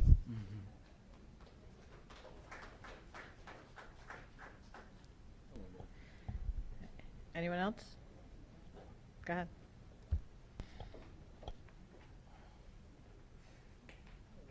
Sign in after, if that's okay. My name is Brooke Richards Patterson. I don't even know where to begin, and I know I have a limited amount of time, so there's just a lot to unpack, a lot to take in, too many things all changing all at once. Just a couple of things was, I know Kieran had mentioned, about the reassessment. I just happened to attend the town council meeting on Tuesday night this week, and that topic came up, and the mayor was very explicit that basically they are working on the reassessment, and that's something that goes through the county, not the township, and that none of that is going to help us in this specific predicament, unfortunately. So I would encourage anybody to tune in, on YouTube to educate yourselves a little bit about that part. So that's like one less thing. I was trying to take notes as Mr. Wydell was talking, and then it was everybody. And when we talk about transparency as far as the state, I really just wanted to ask of the same with the schools, because I'm going to have to watch this meeting 100 times on YouTube to really catch up and absorb every, single thing. And it would be amazing to just, be a part of the 4 finance meetings that happened behind closed doors that excluded the public. Granted, I get it, it is a lot, but, just practice what you preach and be more forthcoming. I also wanted to know if it was possible, like I know you guys have to announce these meetings in a certain way. Is it possible to maybe change the way, different avenues, maybe the bridge, maybe the patch, things more modern. And our emails, like parent emails saying, hey, this is the agenda. These are important topics. We had a big controversial health thing, and our Board of Ed, was telling us that we have a big controversial topic coming up. I think if people really saw this like the rest of us saw it, they want to be here. And just like the rest of us, we're running around with sports and extracurriculars with our kids, working, trying to juggle everything. And so, I think it's important to get all the stakeholders and also consider people that are seniors that live here and not just our education. I mean, we moved here for the education, so don't get me wrong. I don't want to unpack anything that you guys are talking about, and I don't envy what you guys have to go through. And I am thrilled that you're all getting, that everybody's on board and trying to team up here, but it is a lot. And so those were just a couple of things that I just wanted to touch on. I don't want to go too far because there's just so much. And I just want to say for the record, Mr. Cedino, I've known you as long as I've lived here. We've butted heads at times, but you've also helped me a lot at times, and I really, truly wish you well and all the best. I'm happy that you have a 4-year contract, and I see that they're paying you well. And I do wish you the best. I know the first time I ever spoke to you, because I was definitely more helicopter with the older one, which was my first. The first time I met you, you said, I'll never forget it, Ms. Patterson, my wife always said, when it comes to your kids, never settle. And that always stuck for me, and that's probably why I've been the biggest pain in the neck to you all these years. So I do wish you well. Okay, that's it. Anyone else? Okay, we're going to close the public portion. I just wanted to touch on one thing before we go into old and new business. We knew this was a lot of information to unpack. That's why we did want to give the transparency and have the, yes, it was a 4 or 5 hour meeting behind closed doors, but we brought it out to you for that transparency, and we did it now because there is time for you guys to email us. Watch the presentation 4 or 5, 6, 20 times because it is a lot to unpack. So that was the board's project when we started this topic, is to bring it forward. So that's why it's now and not at the budget presentation next month. Any old business? Yes. Go ahead. I forgot to mention this at the presentation during the committee reports, but I know a bunch of seniors, they have rebates and other programs such as Anchor. So I know it doesn't help, but I know these systems are in place for seniors, and some of them have some cost of living adjustments when they come back. So that's going to be a big thing for me when I make my vote, because you either have the parents with students, which they directly benefit from the education and the school system, and then you have those older without children who, as was mentioned from Mrs. D'Onofrio, that they benefit from their home values being maintained, but they also are on fixed incomes and can't necessarily afford big jumps depending on the position they're in. So once again, there are ways for seniors to assist with their property tax payments, and I'll have more specific information about that at the budget meeting, but I just want to bring that up, and that's going to affect the way I vote and possibly how others vote. Thank you. I just have a comment. I just want to echo your words. I said it earlier. I think we're in the best seat in the House to be able to gain control of the destiny of the district. I hate to use this cliche, but it's like when a guy takes a woman out to dinner, he pays the bill. There's always that obligation. You're going to pay money for something, so you got to pay for things. So. No, not bought. I'm saying, or even a woman buys dinner for a man. But my point is, it's a nice opportunity to have control of your destiny. So why wake up on January 1st and wonder what the state is going to do? I echo those words. I think we have the opportunity to take advantage of it. Think of the alternatives. You want to send your kid to private school if you don't like what the public school system's doing. It's got to be triple than what we're going to pay in taxes. There's not going to be any more sports. You have to pay for rec sports. So there's a price to pay when you want to go independent. To me, it's an investment into our children's education, the staff, home values. So I'm all in favor of supporting and spending my money as well as your money. Thank you. To answer the question, we don't know about next year. You know, when we finished S2, we thought that was a new baseline for cuts, and we weren't going to lose anymore. And then we lost, and we thought the 9.9 was going to fix. You know, and that's part of the hard part for the board up here is, you know, we said we'd go to the max last year, and that's going to be it. And now we're being hit again. But this is the new baseline. So whether we do 20 million to get the 1 million, we do 25 million, we do 30.4, that $5 or $10 million increment, that's compounded. So it's not just, you know, a $10 million difference this year. It's a $10 million difference of income coming to the district, to the schools next year. So that's part of the whole thing. So any more old business? Right, I just want to... New business. Go ahead. Yeah. So on April 8th, we had a multicultural event in Madison Park. I just want to thank the PTA team there, the president Nancy Mento, Nancy Nagaria, Jessica, Katie, Laura. They were very amazing. I couldn't be part of the full session, but at least the theme of bringing multiple cultures into a session where the whole evening the kids try to understand about each and every culture, and a variety of food, food platter from the parents, and it was a very good event. And we also have got an opportunity to bring in some external volunteers to perform, some dance and music. So that was a very amazing event. And again, I want to thank the Madison Park PTA. And yeah, go ahead. I have two things.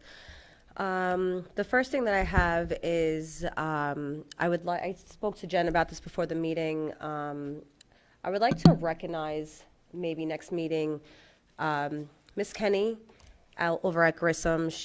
Her and my daughter, and not just because it's my daughter, but she put together this foundation to save the sea turtles, and they spent months and months putting this thing together, and they spent countless hours. They went out, they raised over $1,000 to donate to the sea turtle recovery over in Turtleback Zoo. And again, that goes back to show you just how much effort and how much time that these teachers spend with the students and care for the students. So if it is possible, I would like to recognize Miss Kenny next month. Because, like I said, she deserves to be recognized for her efforts in that. The second thing I have to say is I understand that everyone uses Facebook as a platform, and listen, you're free to say whatever you want, but I think that people need to be mindful of what is being said on Facebook. We have high school students on Facebook, we have middle school kids on Facebook, and the things that are said on Facebook are just mean and nasty. And we are a district that we are supposed to be working together, especially in a time like this, and we have our differences, and that's fine. But for grown adults to be talking the way they do, it's not set an example for any one of our students or our children. And it's actually quite disgusting. So, we want our children to be respectful. We want our children to learn from us. By doing that, that's not really setting an example at home. So if we could just be mindful of what is being said on Facebook, that would really set an example for future generations. So, thanks. I just missed to acknowledge Mr. Daly as well, the principal of Madison Park. Thanks for him to help support the PTA as well as bring in this kind of events to the school. Thank you. Yep. Yesterday I went to the 5th grade volleyball tournament at the high school, which was pretty awesome. So I just wanted to thank all of the gym teachers and any other staff members that were involved in putting that together. It was kind of a beautiful example of the most organized chaos you could have in a gym. It was also 4,000 degrees in there, but those kids had so much fun.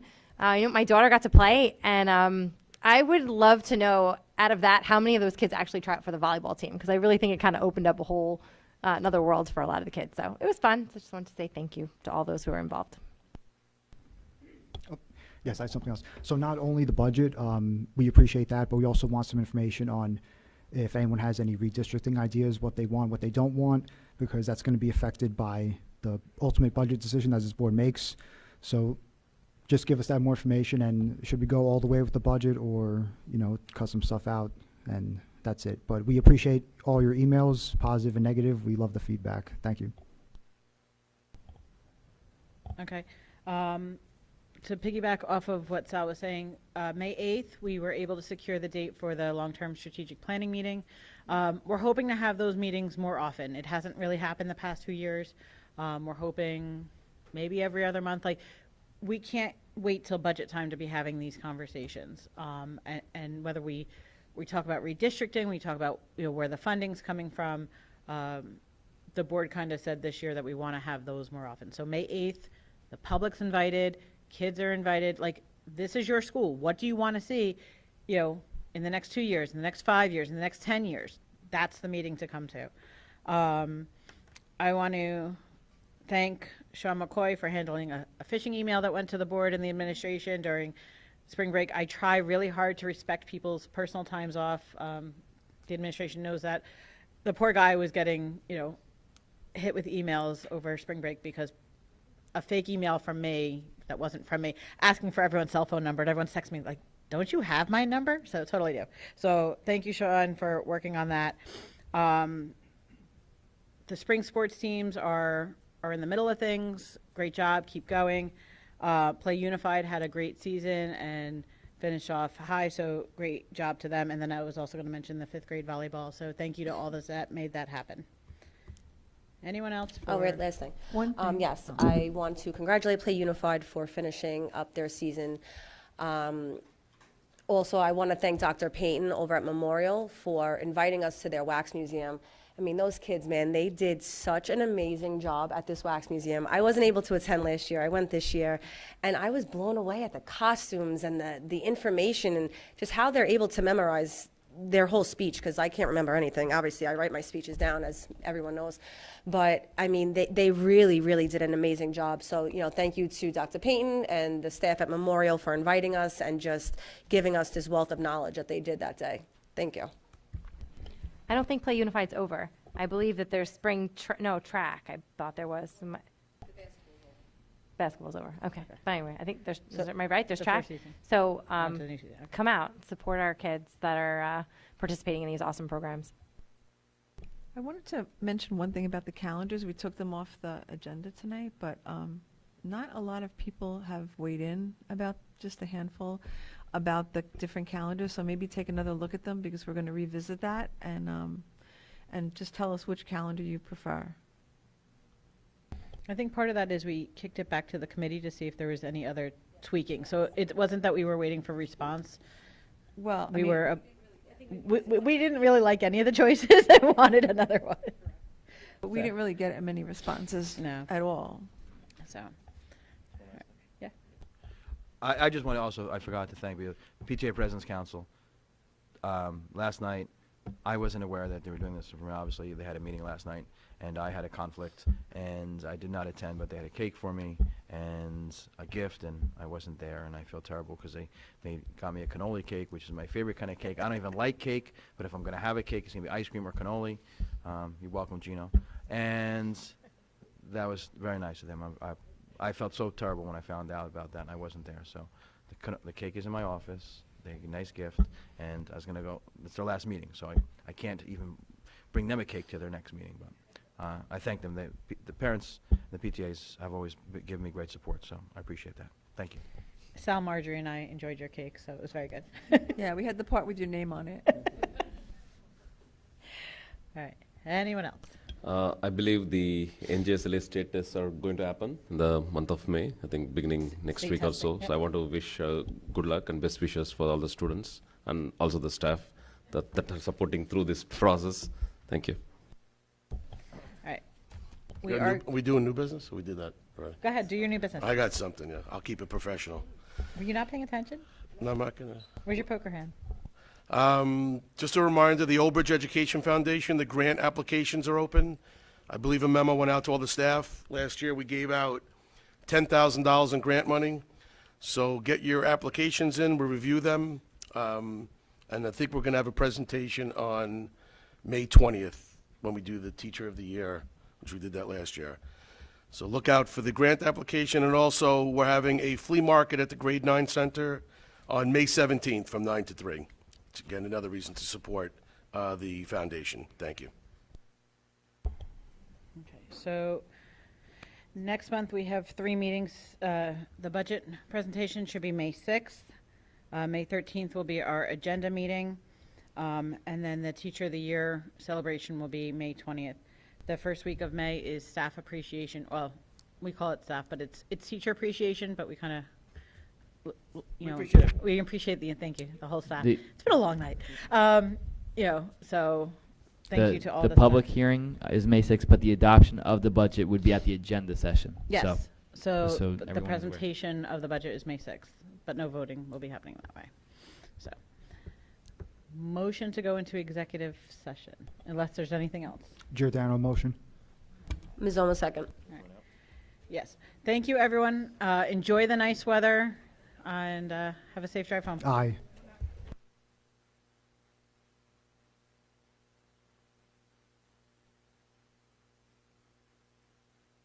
Yeah, we're not coming back out. We're going to the admin building for executive session.